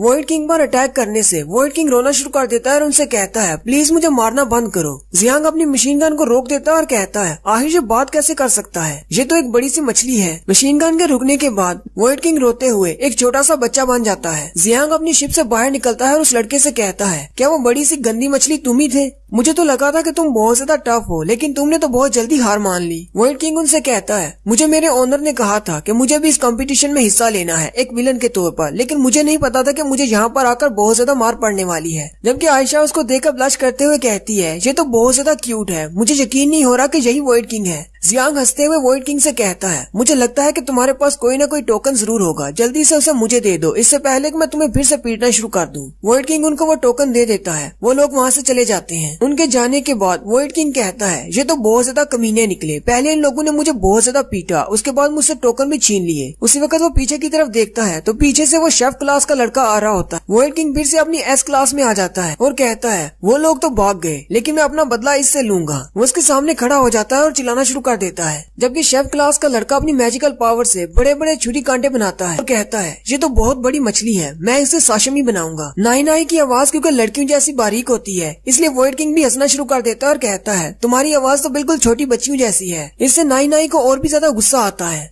और फिर बस वहाँ से वॉइड किंग के चीखने की आवाजें ही आती हैं। नेक्स्ट सीन में रेनिस उस लेक के पार पहुंच जाता है जहाँ पर सामने उसके पोर्टल होता है, जिसको पार करके उसने फॉलन फॉरेस्ट में पहुंचना होता है। उसी पोर्टल के सामने 2 टोकन होते हैं। रेनिस आगे बढ़ता है और उन दोनों टोकन्स को ले लेता है और उस पोर्टल को पार करके अंदर चला जाता है। जबकि वो दोनों जादूगरनियां भी पीछे आ रही होती हैं। ये दोनों जादूगरनियां ट्विन सिस्टर्स हैं। वो दोनों भी नीचे उतर आती हैं। वो देखती हैं तो उनके सामने भी एक और टोकन होता है। वो कहती हैं, हमने थोड़ी देर पहले रेनिस को भी यहाँ पर उसे गुजरते हुए देखा था, उसने 2 टोकन हासिल किए थे, हमारे लिए सिर्फ 1 टोकन क्यों है? उसकी दूसरी बहन उसे कहती है, मुझे लगता है शायद फर्स्ट आने वाले के लिए 2 टोकन होंगे और सेकंड वाले के लिए 1 ही टोकन होगा। वो दोनों उस टोकन को रख लेती हैं और उस पोर्टल को पार कर जाती हैं और कहती हैं, हमें बस रेनिस के पीछे रहना है ताकि हम सेकंड पोजीशन पर ही रहें। उन दोनों के पोर्टल पार करने के बाद वहाँ पर जियांग और उसकी पूरी टीम आ जाती है। जियांग के हाथ में 2 टोकन होते हैं जो कि उसने वॉइड किंग से लिए होते हैं। जियांग कहता है, मुझे पहले से पता था कि बॉस को मारने से हमें टोकन जरूर मिलेंगे। जियांग मोडो से कहता है, ये टोकन तुम लोग रख सकते हो। मोडो से कहता है कि हम लोग ये कैसे रख सकते हैं, उस मॉन्स्टर को तुमने हराया था। वैसे भी हमें नहीं लगा था कि हम लोग सेकंड राउंड में आ भी पाएंगे, लेकिन तुम्हारी वजह से हम सेकंड राउंड तक पहुंच चुके हैं। लेकिन अगर तुम इस टोकन को देना ही चाहते हो तो अपनी वाइफ को क्यों नहीं दे देते? जियांग एक टोकन मोडो को दे देता और कहता है, दूसरा मैं वैसे भी उसको देने वाला था। जियांग क्वीन से कहता है, ये टोकन तुम्हारे लिए है। क्वीन उसे कहती है, मैं ये नहीं ले सकती, मैं अपना टोकन खुद हासिल कर लूंगी। जियांग सोचता है, चाहे ये एक इंसान की बॉडी में है, लेकिन अभी भी ये एक क्वीन ही है, इसके तो नखरे ही खत्म नहीं होते। आयशा के साथ वाला लड़का उसे कहता है, अगर उसे नहीं चाहिए तो तुम ये टोकन मुझे दे सकते हो। आयशा उसे कहती है, ये तुम कैसी बातें कर रही हो? पहले उन लोगों ने हमारी इतनी मदद की है लेक पार करने में और उस वॉइड किंग को भी हराया है, अब तुम उनसे टोकन भी लेना चाहते हो? जनरल भी उससे कहता है, आयशा बिल्कुल ठीक कह रही है, तुमने बहुत ही गलत बात की है। एली जियांग से कहता है, तुम्हें अपने टोकन देने की जरूरत नहीं, नेक्स्ट राउंड में हम लोग भी टोकन हासिल कर लेंगे।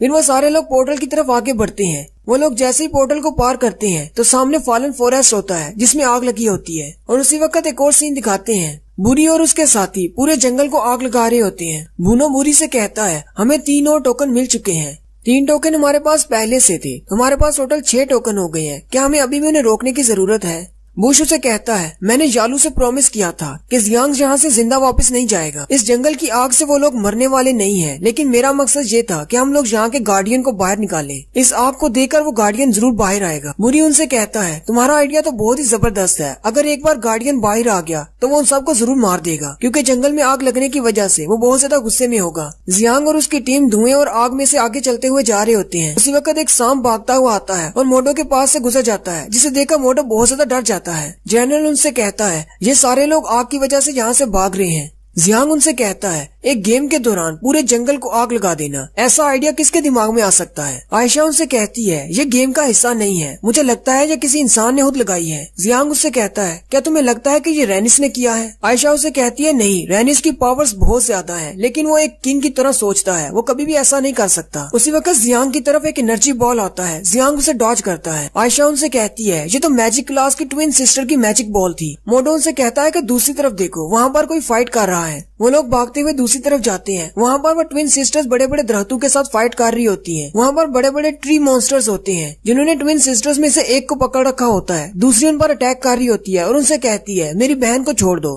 वो ट्री मॉन्स्टर्स उनसे कहते हैं तुम इंसान बहुत ज्यादा घटिया हो, तुमने हमारे जंगल को आग लगा दी, हम लोग तुम्हें यहाँ से जाने नहीं देंगे। वो ट्री मॉन्स्टर्स दूसरी लड़की पर अटैक कर रही होती हैं। वो अपने सामने एक शील्ड बनाती है और अपने आप को प्रोटेक्ट करती है, लेकिन उसकी शील्ड बहुत ज्यादा छोटी होती है। ट्री मॉन्स्टर्स अपनी जड़ों से उस पर अटैक करते हैं, जबकि उसी वक्त आयशा आगे बढ़ती है और अपने आइस मैजिक से क्रिस्टल्स बनाती है और उसकी जड़ों को काट देती है। ट्विन सिस्टर आयशा को देखकर बहुत ज्यादा खुश हो जाती है। जियांग उनको देखकर कहता है यहाँ पर तो बहुत सारे ग्रूट्स हैं।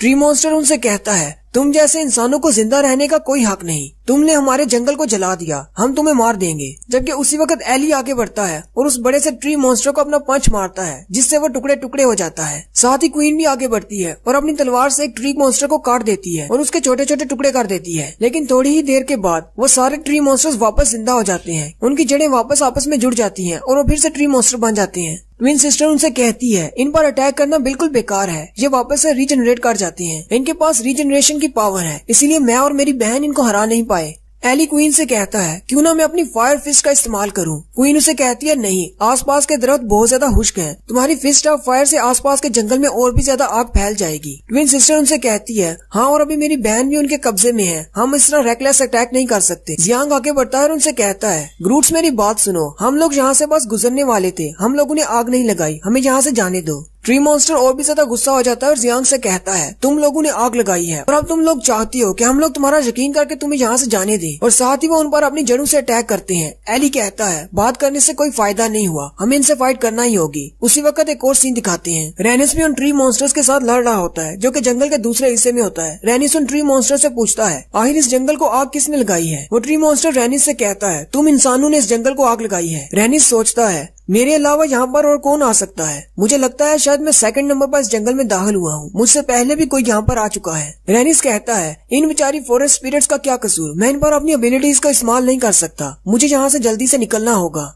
रेनिस उनको बांध देता है और उनसे कहता है मैं यहाँ से जा रहा हूँ, तुम्हें इस बार छोड़ देता हूँ। उसी वक्त उस जंगल की गार्डियन एक मरे हुए चूहे के पास आती है और उसे उठाकर रोना शुरू कर देती है, और वो भी इंसानों से बहुत ज्यादा गुस्सा होती है। और यहीं पर हमारी 19वीं एपिसोड का एंड होता है। एक्सप्लेनेशन अच्छी लगी हो तो कमेंट करके जरूर बताएं, चैनल को सब्सक्राइब कर दे, वीडियो को लाइक और शेयर कर दे। शुक्रिया।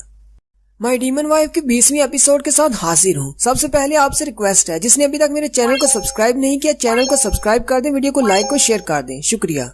जंगल की गार्डियन भी बाहर निकल आती है और एक मरे हुए चूहे को उठाकर रोना शुरू कर देती है और बहुत ज्यादा गुस्से में होती है। दूसरी तरफ जियांग और उसकी टीम उन ट्री मॉन्स्टर से निमटने का रास्ता निकाल लेती है। वो आयशा का आइस मैजिक इस्तेमाल करते हुए बड़े बड़े आइस क्रिस्टल्स बनाते हैं और उन्हें ट्री मॉन्स्टर्स के बाजुओं और टांगों पर गाड़ देते हैं, जिससे वो जमीन पर बंध जाते हैं और हिल नहीं पाते। जियांग उनसे कहता है हमें माफ कर देना, हम लोग तो बस यहाँ से गुजरना चाहते हैं, जबकि वो ट्विन सिस्टर की सिस्टर को भी बचा लेते हैं। उसी वक्त क्वीन दूसरी तरफ देखकर कहती है छुपना बंद करो और बाहर निकल आओ। दरख्त के पीछे से पेस्टल क्लास के 2 बच्चे बाहर निकलते हैं। लड़की उनसे कहती है हम लोग तो बस अभी अभी यहाँ पर आए हैं, हमें नहीं पता कि यहाँ पर क्या हुआ। हरे बालों वाला लड़का उनसे कहता है तुम लोगों ने तो एक बड़ा सा उल्लू बुलवाया था, वो कहाँ पर गया, और तुम लोग तो 5 थे, सिर्फ 2 ही कैसे रह गए। वो उनसे कहती है ये सब कुछ उस रेनिस का कसूर है, उस रेनिस ने वॉइड किंग को मारते वक्त हमारे पंछी को भी हिट किया था, इसलिए हम लोग वहाँ से गिर गए। मुझे नहीं पता कि हमारे बाकी के क्लास फेलोज किधर हैं। पेस्टर क्लास के लड़के को बातें करते हुए देखकर एली चिल्लाकर उसे कहता है तुम तो एक लड़के हो। वो लड़का एली से कहता है क्या, तो तुम्हें पहले नहीं पता था क्या, तुमने पहले कोई हॉट लड़का नहीं देखा। वोचरी क्लास के लड़के हंसना शुरू कर देते हैं और कहते हैं हमने ऐसा लड़का पहले कभी नहीं देखा जो लड़कियों जैसा हो। उसी वक्त एली और जी भी सामने खड़े हो जाते हैं और उनसे कहते हैं हमें लगता है कि कुछ स्ट्रॉन्ग बाउंड्री फोर्स वाला शख्स यहाँ पर आ रहा है। और यहीं पर हमारी जंगल की गार्डियन की एंट्री होती है। जंगल की गार्डियन दूर से ही अपनी जड़ों से उन पर अटैक करती है। आयशा आगे बढ़ती है और सामने एक शील्ड बना लेती है, लेकिन उसकी जड़ों की पावर इतनी ज्यादा होती है कि वो उसकी शील्ड को तोड़ देती है। जियांग कहता है यहाँ पर हो क्या रहा है, अब ये कौन आ गया जो हम पर अटैक कर रहा है। आयशा उनसे कहती है ये तो बहुत ज्यादा पावरफुल अटैक था, मुझे लगता है कि जंगल की गार्डियन आ गई है। फिर वह सारी जड़ें आपस में मिल जाती है और वहाँ पर एक लड़की बनती है जो कि इस जंगल की गार्डियन है, और वो बहुत ज्यादा गुस्से में होती है और इन सबको गाली देते हुए कहती है तुम लोगों की इतनी हिम्मत, तुम लोगों ने मेरे जंगल को आग लगा दी। गार्डियन का नाम क्वीन ऑफ थॉर्न्स यानी कांटों की क्वीन होता है, जिसका डेंजर लेवल S है। डीमन क्वीन उनसे कहती है मुझे लगता है कि जिसने भी आग लगाई है उसने जानबूझकर ये किया है ताकि कांटों की क्वीन का सामना हमसे हो सके। वो बड़ा बिल्ला कांटों की क्वीन से कहता है हम लोग बस यहाँ से गुजर रहे थे, ये आग हम लोगों ने नहीं लगाई, इसलिए हमें यहाँ से गुजरने दो। कांटों की क्वीन उस बड़े बिल्ले से कहती है मुझे यकीन नहीं हो रहा कि तुम जैसा बड़ा जानवर इन इंसानों का गुलाम है। और साथ ही क्वीन अपनी मैजिकल पावर को इस्तेमाल करती है और उन पर अटैक करती है। कांटों की क्वीन अपनी जड़ों को इस्तेमाल करते हुए उन पर अटैक कर रही होती है, जबकि डीमन क्वीन अपनी तलवार से उसकी जड़ों को काट देती है। एक तरफ से डीमन क्वीन अपनी तलवार के साथ उस पर वार करने के लिए आगे बढ़ती है, जबकि दूसरी तरफ से आयशा अपने आइस मैजिक के साथ उस पर अटैक कर रही होती है। कांटों की क्वीन उन दोनों को तो संभाल लेती है, लेकिन तीसरी तरफ से वो बड़ा बिल्ला उस पर पीछे से अटैक करता है, लेकिन उसी वक्त एक ग्रूट उसके सामने आ जाता है और उसे बचा लेता है और उसे कहता है मेरी क्वीन आपको अपना ध्यान रखना होगा, यहाँ पर बहुत सारे हैं। उस ग्रूट पर अटैक होने की वजह से क्वीन और भी ज्यादा गुस्सा हो जाती है और उस बड़े बिल्ले के पैर को अपनी जड़ से पकड़ लेती है। उसी वक्त एली पंच मारने के लिए क्वीन की तरफ बढ़ रहा होता है। क्वीन उस बिल्ले को घुमाकर एली की तरफ फेंकती है, जिससे वो दोनों हवा में टकरा जाते हैं और नीचे गिर जाते हैं। उन दोनों के गिरने के बाद आयशा आगे बढ़ती है और कांटों के क्वीन के ऊपर एक बड़ा सा पोर्टल ओपन करती है, जिसमें से आइस क्रिस्टल्स की बारिश होती है। लेकिन क्वीन भी अपनी मैजिकल पावर को इस्तेमाल करते हुए एक बड़ा सा बैरियर बना लेती है और उसकी रेन को रोक लेती है। उसी वक्त डीमन क्वीन अपनी तलवार पर अपनी फोर्स फील्ड को इस्तेमाल करते हुए उसकी तरफ बढ़ती है। कांटों की क्वीन जमीन से अपनी जड़ें निकालती है और जीबी पर अटैक करती है, जो कि जीबी को जाकर लगती है। ये देखकर जियांग बहुत ज्यादा घबरा जाता है, लेकिन साथ ही कांटों की क्वीन को पता चलता है कि वो डीमन क्वीन नहीं बल्कि उसकी इल्यूजन होती है। हमारी डीमन क्वीन मैजिक और तलवारबाजी दोनों को इकट्ठा इस्तेमाल कर रही होती है और उसने अपने बहुत सारे क्लोन्स बनाए होते हैं। वो अपने 4 क्लोन्स के साथ उस पर एक साथ अटैक करती है और उसे सेंटर से काट देती है। लेकिन उसी वक्त डीमन क्वीन एक और दरख्त में से बाहर निकल आती है और डीमन क्वीन पर अटैक करने के लिए आगे बढ़ती है। लेकिन उसी वक्त एक बड़ा सा फ्राई पैन आकर उसके चेहरे पर लगता है, जो कि उस शेफ ने मारा होता है। कांटों की क्वीन दूर जाकर गिरती है। डीमन क्वीन कहती है आखिर ये क्या चीज थी। वो जैसे ही पीछे की तरफ देखते हैं तो इस शेफ ने वॉइड किंग की मूंछें काटकर अपने कंधे पर टांगी होती हैं और उनसे कहता है पहले मुझे एक मछली मिली, अब एक स्नेक, आज तो मैं बहुत ही अच्छी डिश बनाने वाला हूँ। नाई नाई उनसे कहता है यहाँ पर तुम सारे इतने लोग हो फिर भी तुम उसे नहीं हरा पा रहे। नाई नाई की आवाज सुनते ही जियांग और मोडो हंसना शुरू कर देते हैं और कहते हैं इसकी आवाज तो देखो बिल्कुल लड़कियों जैसी है। नाई नाई को उनकी बातें सुनकर गुस्सा आता है। जियांग उससे कहता है हमें माफ कर दो, चलो तुम्हारी आवाज की वजह से यहाँ पर थोड़ी सी टेंशन कम हो गई। ये सुनकर नाई नाई भी खुश हो जाता है और कहता है चलो मेरी आवाज कहीं पर तो काम आई। डीमन क्वीन आयशा से कहती है मैंने उस पर इतने जोर से हिट किया था, लेकिन फिर वो दोबारा दरख्तों से कैसे निकल आई। आयशा उसे बताती है कांटों की क्वीन इस जंगल की गार्डियन है और उसकी जड़ें इसी पूरे जंगल में फैली हुई हैं। तुम उसे जहाँ से भी काटोगी वो किसी भी दरख्त से बाहर निकल आएगी। कांटों की क्वीन फिर से उठ खड़ी होती है और इस बार पहले से भी ज्यादा गुस्से में होती है और उनसे कहती है तुम सब लोग यहीं पर मरने वाले हो। नाई नाई अपने पास से फिर से एक बड़ा सा पैन बना लेता है। जियांग कहता है तो इसका मतलब थोड़ी देर पहले इसने अपने फ्राई पैन से ही उस पर अटैक किया था। वो लोग फिर से उससे फाइट करने के लिए आगे बढ़ते हैं, जबकि पेस्ट्रो क्लास वाले वहीं पर खड़े होते हैं। जियांग उनसे कहता है तुम लोग फाइट क्यों नहीं कर रहे। पेस्ट्रो क्लास का लड़का उसे कहता है इससे क्या फर्क पड़ता है क्योंकि हमें फाइट आती ही नहीं। जियांग उनसे कहता है अच्छा तो तुम्हें हीलिंग स्पेल्स तो आते ही होंगे, फाइट में जो लोग जख्मी होंगे क्या तुम उनको हील कर सकते हो। अगर तुम उनको हील करोगे तो मैं तुम्हें इसके बदले में एक टोकन दूंगा। कांटों की क्वीन इस पर बहुत ज्यादा गुस्सा होती है और उनसे कहती है तुम लोग सिर्फ कीड़े मकोड़े हो, मैं तुम सब लोगों को यहीं जमीन में गाड़ दूंगी। उसी वक्त उन सब के आसपास से बहुत सारी जड़ें निकलती हैं और उन सब को पकड़ लेती हैं,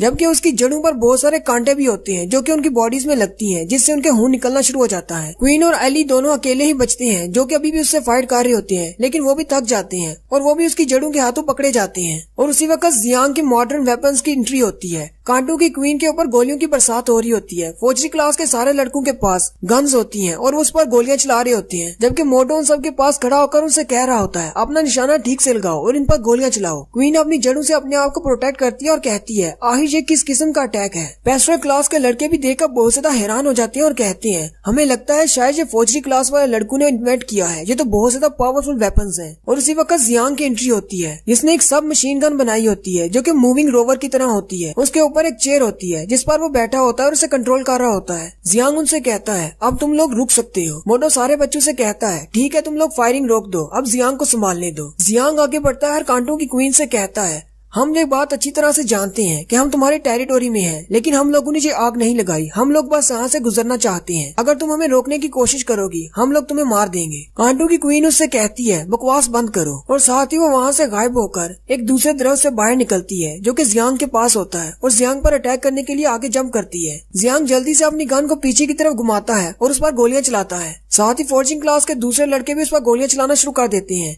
डीमन क्वीन आगे बढ़ती है और उनसे कहती है फायरिंग बंद करो, और वो कांटों की क्वीन की तरफ आगे बढ़ जाती है। जियांग उसे कहता है ये तुम क्या कर रही हो, यहाँ पर बहुत ज्यादा खतरा है, वापस आ जाओ। डीमन क्वीन सीधी उसके पास चली जाती है और उसे कहती है मुझे याद आ गया तुम कौन हो, और साथ ही डीमन क्वीन अपनी पावर को अनलीश करती है। ये देखकर कांटों की क्वीन और वो बड़ा बिल्ला दोनों हैरान हो जाते हैं। तो सारे बच्चे भी बहुत ज्यादा परेशान हो जाते हैं और कहते हैं इसकी बाउंड्री फोर्स तो बहुत ज्यादा पावरफुल है। आयशा कहती है इसकी बाउंड्री फोर्स तो रेनिस से जरा भी कम नहीं। डीमन क्वीन टेलीपैथी से उस कांटों की क्वीन से कहती है क्या तुम्हें याद आया अब यहाँ की क्वीन कौन है। कांटों की क्वीन उसकी तरफ देखकर कहती है ये बाउंड्री फोर्स ये तो कुछ जानी पहचानी है। और उसी वक्त हमारी स्टोरी एक बैक फ्लैश सीन में चली जाती है। डीमन क्वीन जब छोटी थी तब ये हमारी कांटों की क्वीन भी छोटी हुआ करती थी। कांटों की क्वीन को डीमन क्वीन ने अपने घर में एक टब में रखा होता है। कांटों की क्वीन तब बहुत ज्यादा क्यूट थी, इन दोनों का आपस में बहुत ज्यादा लगाव था, लेकिन पानी में रहते हुए कांटों की क्वीन बहुत ज्यादा बीमार हो जाती है। बूढ़ी जादूगरनी डीमन क्वीन से कहती है ये हमारी बस्ती में नहीं रह सकती क्योंकि स्ट्रॉन्ग मैजिक के इर्द गिर्द इसके लिए रहना खतरे से हाली नहीं। फिर वो बूढ़ी जादूगरनी और डीमन क्वीन उस कांटों की क्वीन को उठाते हैं और इंसानों की बस्ती में ले जाते हैं एक रेगिस्तान में। डीमन क्वीन उस कांटों की क्वीन को उस रेगिस्तान में गाड़ देती है, या फिर ऐसे कह लें कि एक पौधे की तरह उसको जमीन में लगा देती है। डीमन क्वीन उससे कहती है मैं तुम्हें वापस लेने के लिए आऊंगी जब तुम बड़ी हो जाओगी। मैं देखना चाहूंगी कि तुम बड़ी होकर कैसी दिखती हो, जल्दी से बड़ी हो जाओ और इस सारी जगह को एक जंगल में बदल दो। और फिर हमारी स्टोरी प्रेजेंट में आ जाती है। कांटों की क्वीन डीमन क्वीन को देखकर रोना शुरू कर देती है और डीमन क्वीन का नाम लेने लगती है। डीमन क्वीन उसे कहती है बात मत करो, मेरी आइडेंटिटी इनके सामने मत जाहिर करो। वो बिल्ला दूर से कहता है यांग की बीवी से जो मैजिकल पावर निकल रही है ये तो बहुत ज्यादा इवल है। ऐसी बाउंड्री फोर्स तो डीमन ट्राइब वालों की होती है जो कि डार्क बाउंड्री फोर्स है। वो सारे बच्चे उस बिल्ले की बात सुनकर हैरान हो जाते हैं और कहते हैं हमें भी ऐसा ही महसूस हो रहा है जैसे ये बहुत ज्यादा इवल बाउंड्री फोर्स है। जियांग सोचता है अगर ऐसे ही चलता रहा इससे तो डीमन क्वीन का राज खुल जाएगा। आयशा आगे बढ़ती है और जियांग से पूछती है तुम तो उसके हस्बैंड हो, तुम्हें इस बारे में पता होगा। जियांग बहुत ज्यादा घबरा जाता है और कहता है अब मैं इनको क्या जवाब दूं। उसी वक्त मोटो आगे बढ़ता है और उनसे कहता है शायद मुझे पता है, टीचर ने मुझे बताया था कि जियांग और उसकी बीवी दोनों डीमन ट्राइब के गुलाम थे,